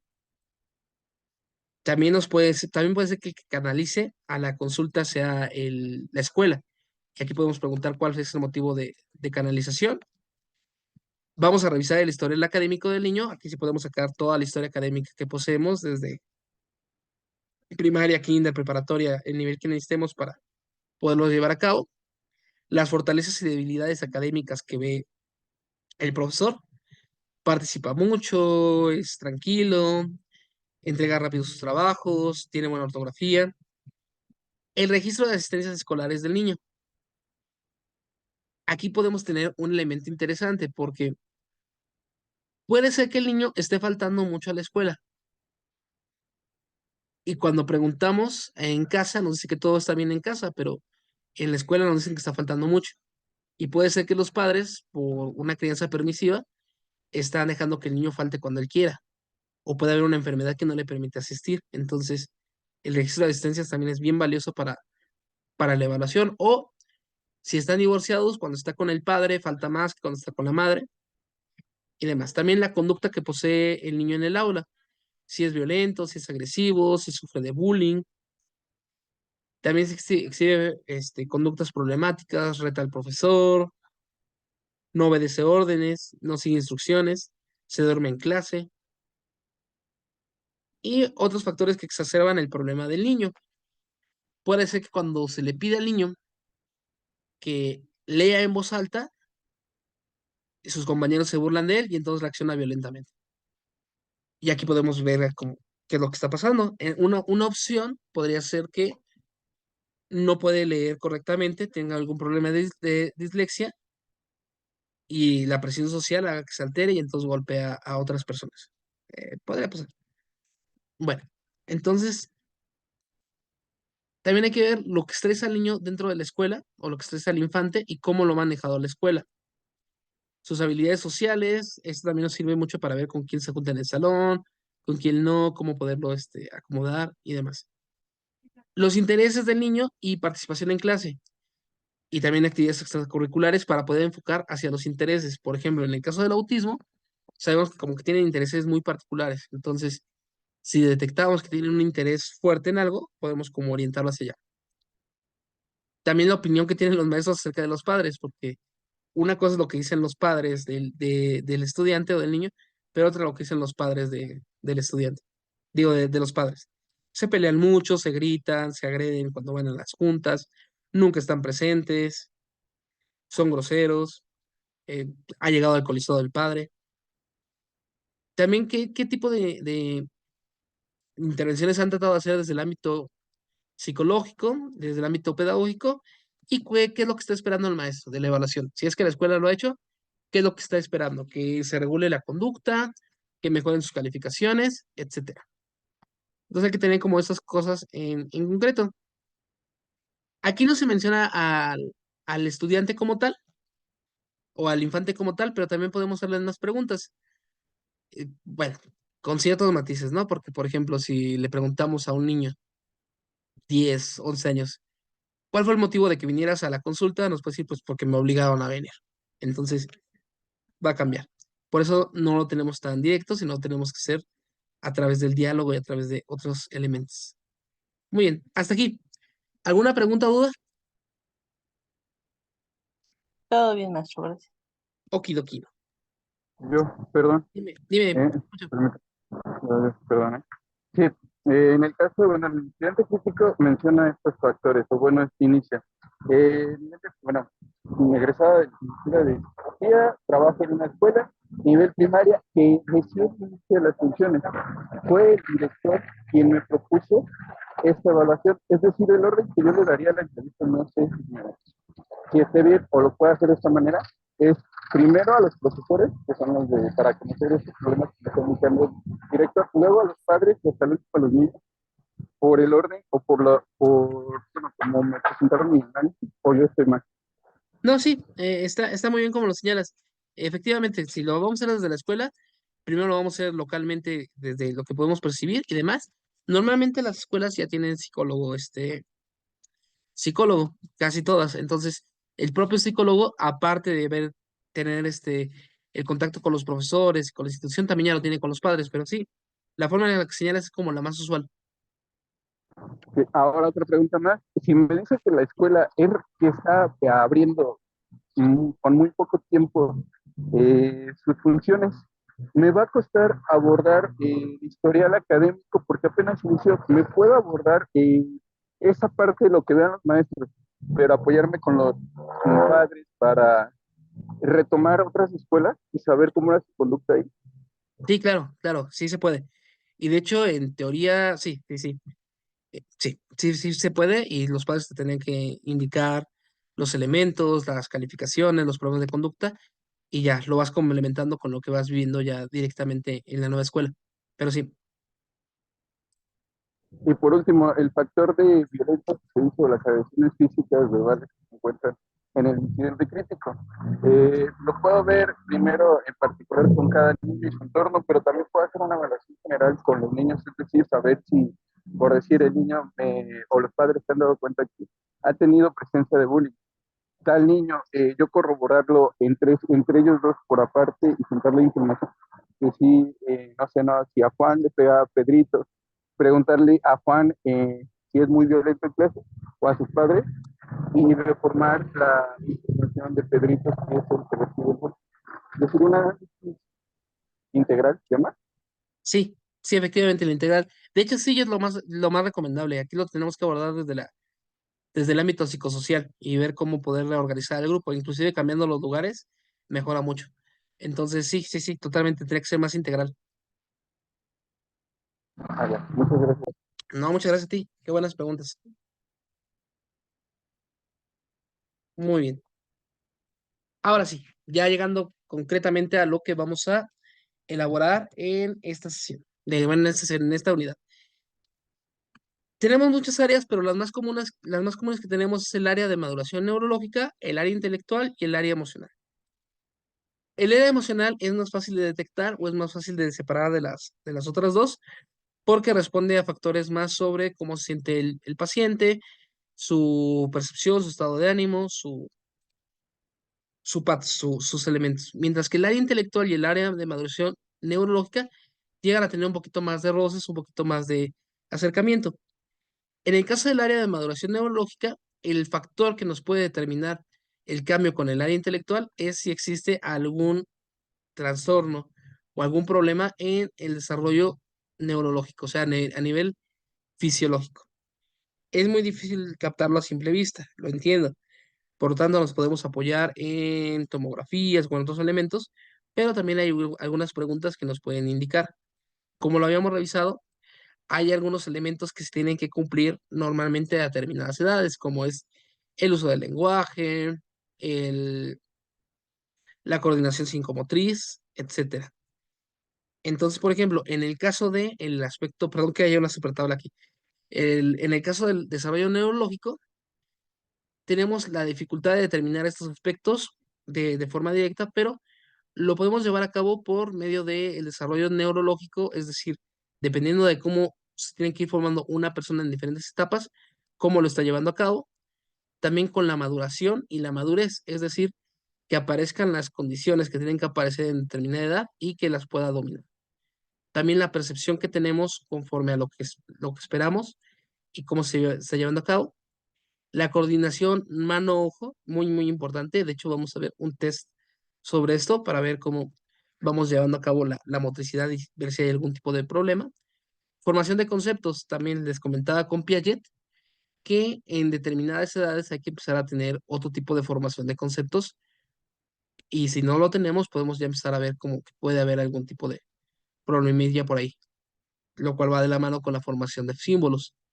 También el lenguaje, la atención, la memoria y el aprendizaje. Si notamos que hay problemas o hay fallas aquí, podemos ver si hay un problema de maduración neurológico. No se preocupen, esto ya es más avanzado. Cuando veamos los tests en concreto, lo podemos revisar. Pero para preguntas tipo, para preguntas tipo, tipo de la evaluación que van a hacer ustedes, pueden haber preguntas como, ¿has notado que el estudiante escribe letras en orden invertido al usual? ¿O le cuesta al estudiante seguir secuencias lógicas? En los padres, gateó a la edad correspondiente, o en los propios niños, si tiene 5, no, si tiene unos 7 u 8 años, ¿te puedes abrochar las agujetas? Si no se las puede abrochar, puede ser un síntoma de que algo está ocurriendo. Muy bien. Por otra parte, tenemos la parte intelectual.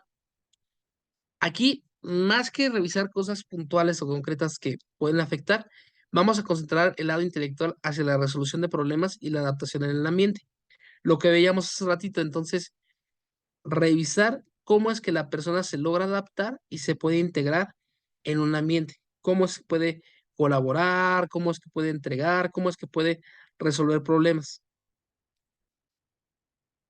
Ejemplo, puede ser que una persona tenga un problema de maduración neurológica o algún problema neurológico porque tenga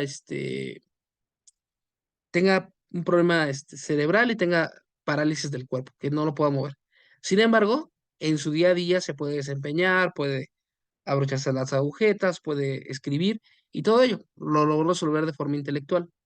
Y aquí les vuelvo a poner las teorías de la inteligencia, factoralistas y cognitivistas, que eran las que ya habíamos visto, nada más como para acentuar este factor.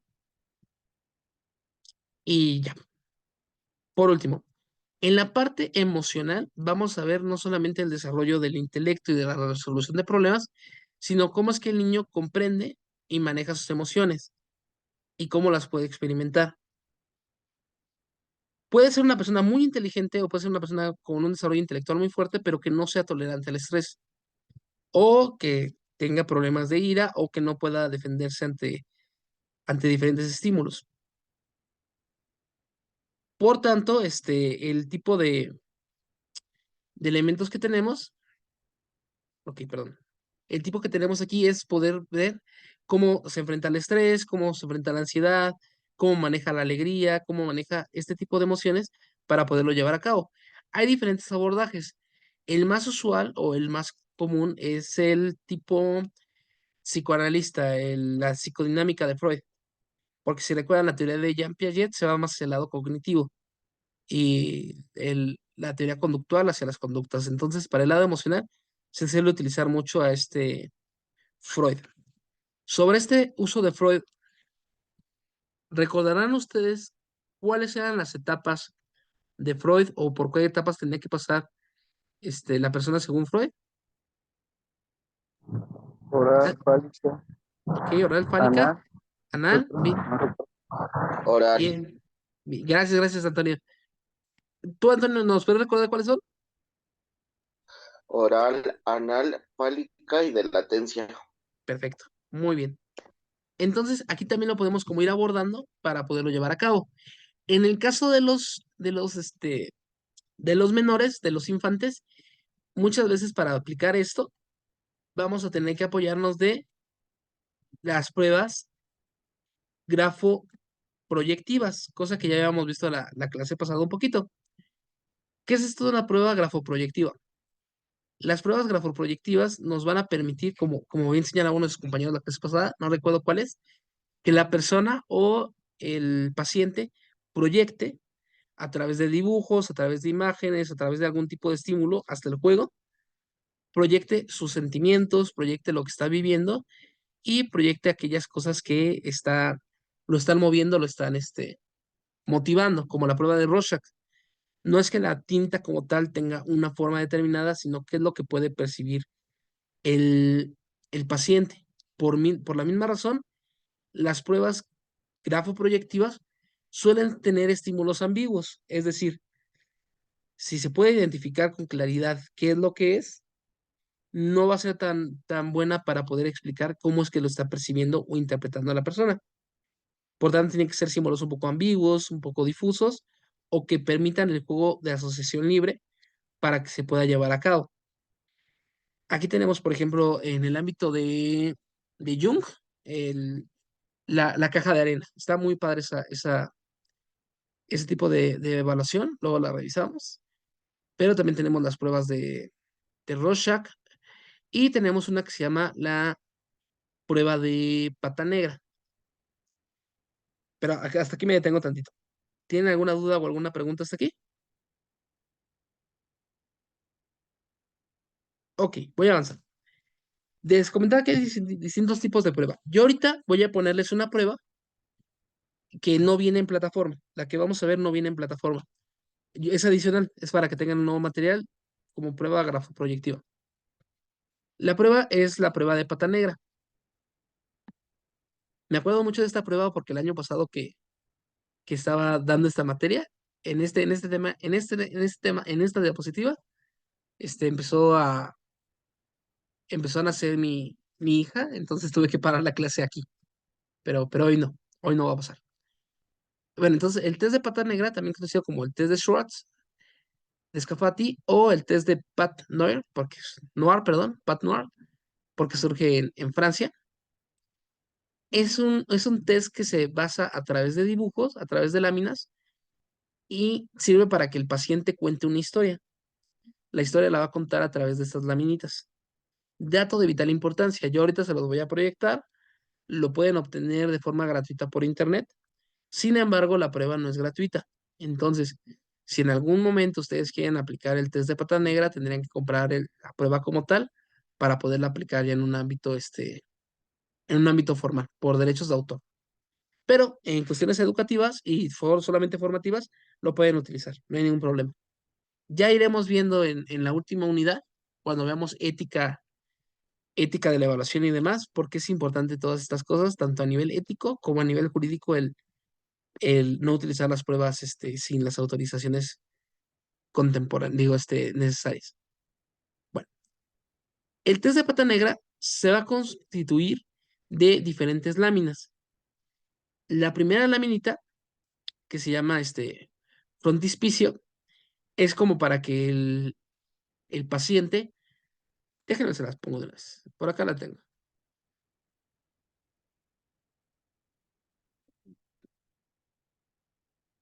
Miren, aquí están sus actividades que estaba calificando hace rato, pero no es ninguna de estas. Conclusiones, aquí, no, esta es una actividad de nuestros compañeros que le quedó muy, muy bien. Eso me gustó mucho. Pero, ay, déjenme empezar a cerrar actividades para tener el test, si no ahorita lo vuelvo a abrir. Ah, mm, puras actividades. Perdón, es que me paré muy, muy temprano. Bueno, mi hija me levantó muy, muy temprano y pues me puse a revisar las actividades que tenía pendiente. Deme un segundito, estoy buscando el manualito para poderlo revisar, si no, ahí lo voy a abrir ya directo desde acá. El caso es que son la primera imagen, que es como para dar el planteamiento de la historia, el planteamiento de qué es lo que vamos a desarrollar. Después vienen 16 láminas que manejan diferentes elementos de interpretación de Pata Negra, que es un puerquito. Y al final una que es la lámina del hada. El hada que nos va a permitir ver los deseos latentes y demás. Entonces, ¿dónde está? Déjenme un segundo. Aquí lo tengo. Aquí está. Test de Pata Negra, lámina uno. Déjenme ver si es este. Sí, aquí está. Entonces les decía, se va a componer de el frontispicio, que es la lámina principal, que nos va a narrar la historia para que el paciente se vaya poniendo en consonancia. No es necesario que sea forzosamente menor de edad, pero en un principio era para un menor de edad. Ok, esta es la primera laminita. Entonces se le explica al paciente, se le explica. Bueno, vamos ahora a jugar a contarnos historias. Y vamos a contar la historia de Pata Negra.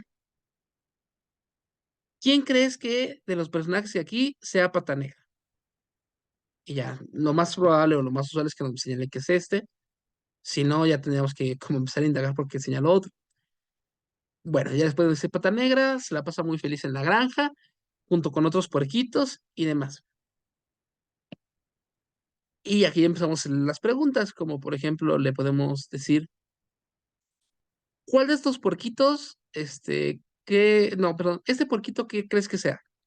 Por ejemplo, para ustedes, este puerquito de acá, ¿qué relación creen que tenga con Pata Negra? Tu papá. Y su papá, perfecto. Y aquí su mamá. Y los puerquitos chiquitos que tenemos acá, ¿qué relación tienen con Pata Negra? Hermanos. Hermanos, muy bien. Eso es como lo esperado. En la práctica, puede ser que el niño les diga, no, es que este es su abuelito, y esta es su abuelita, y este es su papá y su mamá. Y aquí ya podemos hablar que tenemos un orden familiar en el cual los abuelos son los que ejercen el control y el poder sobre la familia. O también puede ser que nos digan, no, es que esta es mi tía, y esta es mi mamá. O estos son mis primos, o mis amigos. Y ya es como para ir viendo cómo es que él va aterrizando estos planteamientos en un ámbito más concreto, en un ámbito más concreto para poderlo explicar. Bueno, ya que tenemos este primer acercamiento y le decimos que explique quiénes son los personajes y cómo se vinculan entre sí y demás, ¿dónde está mi presentación? Aquí está. Bueno, les decía que van a ser 16 laminitas que muestran las aventuras del cerdito Pata Negra y una lámina final llamada Hada. Las láminas que vamos a tener, o que ahorita vamos a ver, son las siguientes. Tenemos el comedero, beso, pelea, carro, cabra, partida, duda.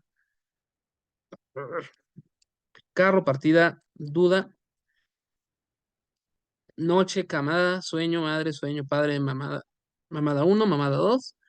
Y ya, son como me falta una que tengo aquí abajo de esto. Y hoyo, que son como las láminas. Y el autor del test da una explicación o un tema relacionado a la lámina de forma más preponderante. Entonces, ¿qué es lo que vamos a hacer? Le vamos a decir al paciente, vas a dividir las láminas que te voy a mostrar, se las muestro a ustedes, no hay ningún problema. Vas a dividir las láminas, esta es la última que se muestra, esta que te estoy presentando, no se las van a mostrar al principio, esta va hasta el final, esta no la ponen. Le dicen, te voy a mostrar unas láminas, perdón que esté aquí como roto, pero fue la mejor versión que obtuve. Te voy a mostrar unas láminas y vas a dividirlas en aquellas que te gustaron de aquellas que no te gustaron. Entonces el primer elemento es dividir las láminas que le gustaron de las láminas que no le gustaron. Y ya que tiene los dos bonchecitos, le preguntamos de las láminas que te gustaron, escoge la que más te gustó y cuéntame por qué fue la que más te gustó. Y ya nos puede decir, no, la que más me gustó fue la es un ejemplo, ¿no? Me gustó más esta. me gustó más esta me gustó. Y ya le pregunto, ¿y por qué? Y dice, no, porque está interesante que tiene una cabrita en vez de un puerquito y porque se ve que está contento tomando leche y se le está pasando bien. Ok. Entonces de aquí podemos empezar a analizar y le pedimos que cuente más historia de cómo lo podrías vincular. Y ya nos va contando como más elementos y aquí se va a ir proyectando. Puede ser, por ejemplo, que nos diga que tiene una madre adoptiva, de bajita la mano, que nos diga que tiene una madre adoptiva o que le recuerda mucho a su tía con la que se la pasa todo el día o cosas así.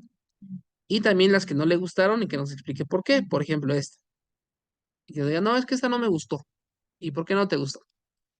Porque Pata Negra está muy solo y no le gusta estar solo.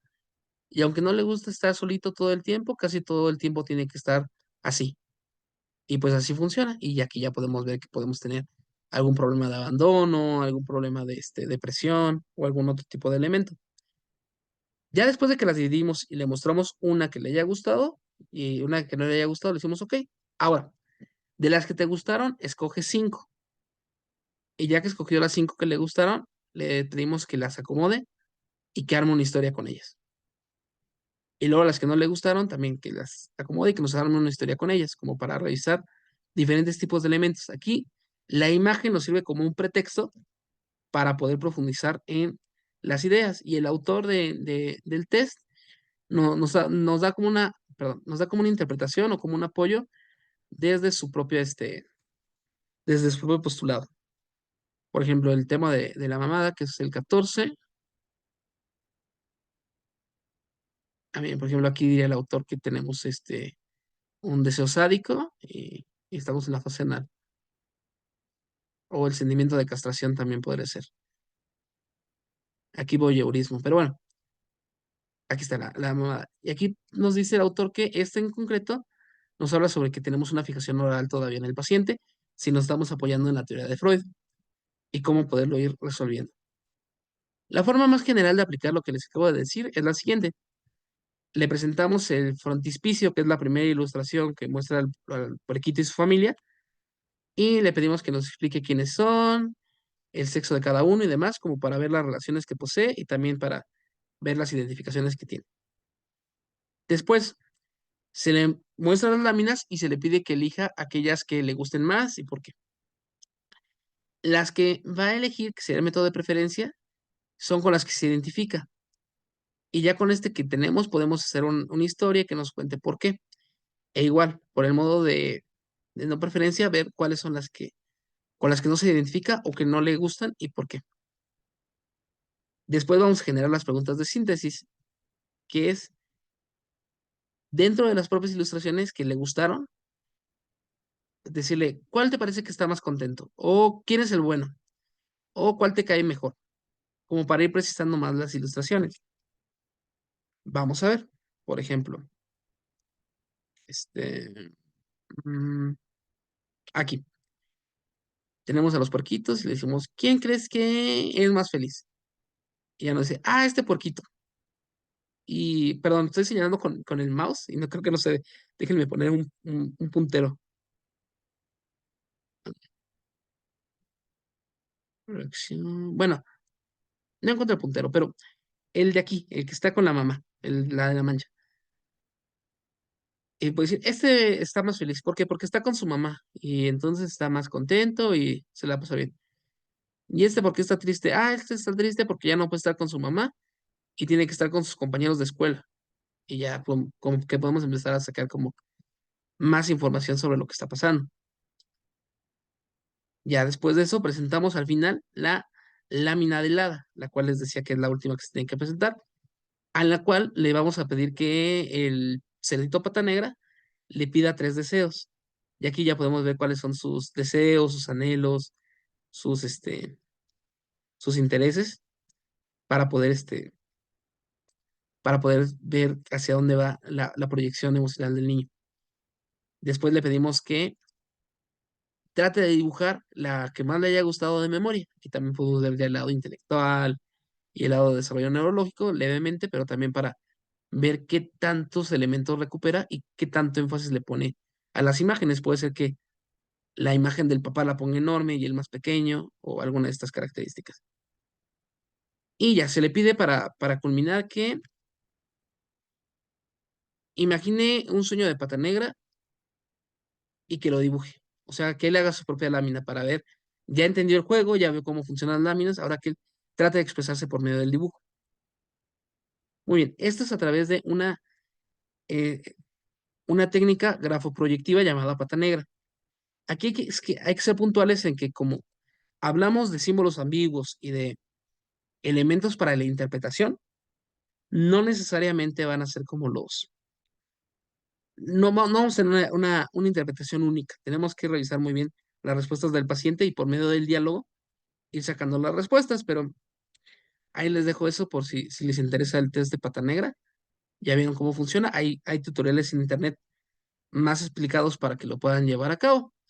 Y nada más para cerrar con esta sesión, les mencionaba, vamos a hacer lo del formulario, van a ser 3 formularios. Yo les recomiendo que pongan la entrevista de hijo, padre y profesores por separado y hagan 3 preguntas de cada una.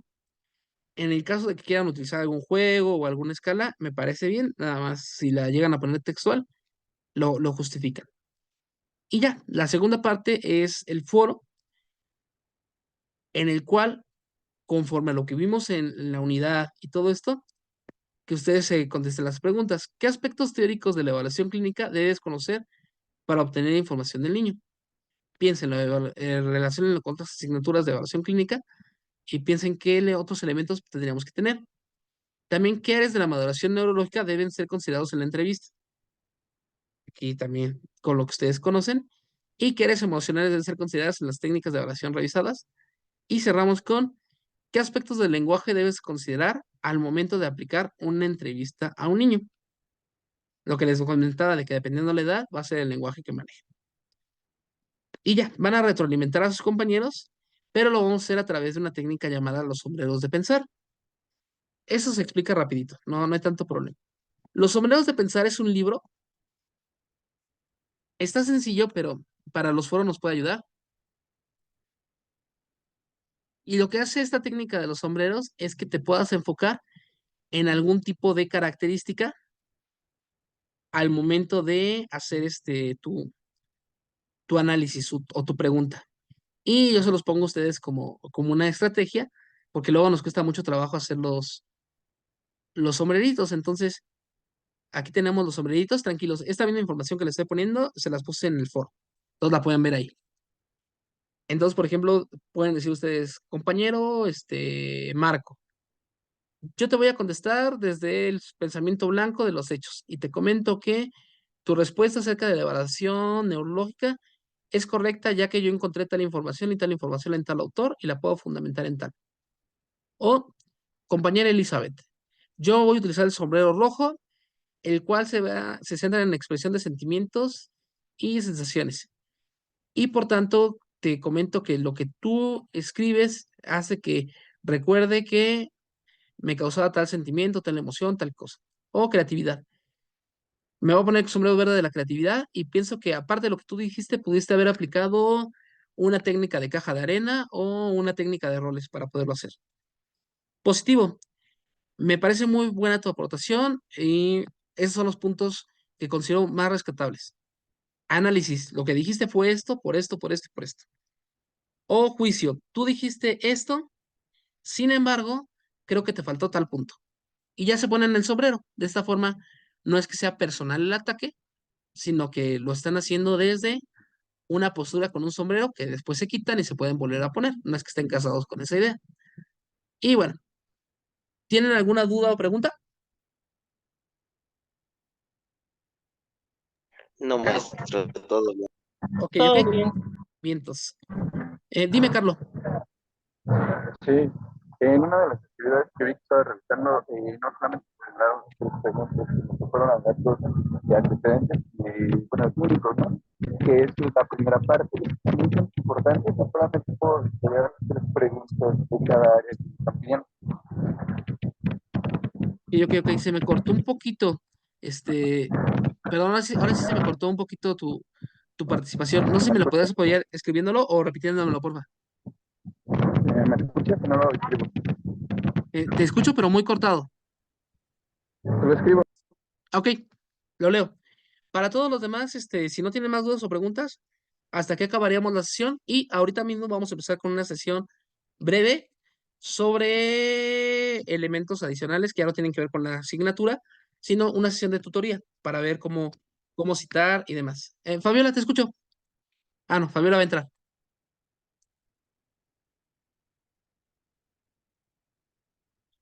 Ah, ya. ¿Quieres realizar la parte de datos e historial? Pregunta, ¿te refieres a el foro o a la actividad? A la experiencia. Solo las preguntas, ya te entendí. Solo las preguntas. Solamente pones las tres áreas y te pondría un formato de tus compañeros, pero luego cuando pongo eso, YouTube no me deja subirlo. Pero sí, pones evaluación de la maduración, bueno, evaluación en el ámbito de la maduración neurológica y pones tus tres preguntas que tú desarrollarías, como si fuera un test para contestar. Y ya. Muy bien. Profe, yo tengo una duda, pero de las calificaciones de la primera unidad, ¿cuál es mi calificación? ¿La que termina la tercera participación o la suma de las tres? Perfecto, muchas gracias, Flor. Muy buena pregunta. Vamos a abordarla de una vez y después de eso hacemos la pequeña pausa de 5 minutitos y vuelven a entrar con el mismo enlace. Miren, en el foro de evaluación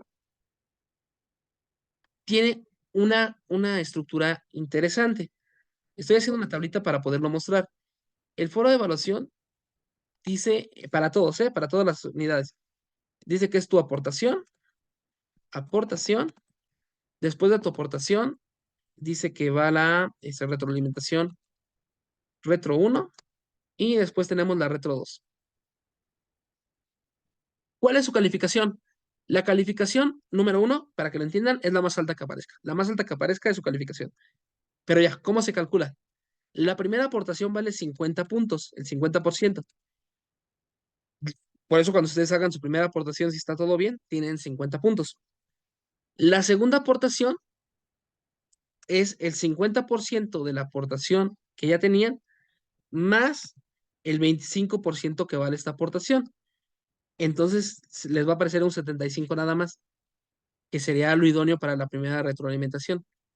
Y ya para la segunda retroalimentación sería la suma de las tres. Sería esto más esto. Y ya, lo que les va a aparecer es 100. En otras palabras, son tres aportaciones y el orden usual que van a aparecer si todo lo tienen bien es 50, 75 y 100. Y el 100 ya refleja su calificación final. Si nada más es una retroalimentación, les va a aparecer el 75 y voy a evaluar con esta. Y si no tienen ninguna retroalimentación, me voy a basar con el 50. En algunos casos raros, nada más hacen una retroalimentación y no ponen la aportación principal y queda con 25. Perfecto. ¿Otra duda u otra pregunta?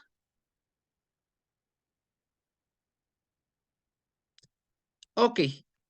Entonces, regresamos aquí a las 9:06. Los que quieran, ya es voluntario para tutoría. Vamos a abordar la forma de las citas, los tipos de citas que hay. Y también vamos a revisar un poquito más lo de los sombreros. Pero eso ya es voluntario, ya no tiene que ver con la materia en sí, sino como parte de su formación. Cuídense mucho. Bye bye. Esta clase la subo al ratito.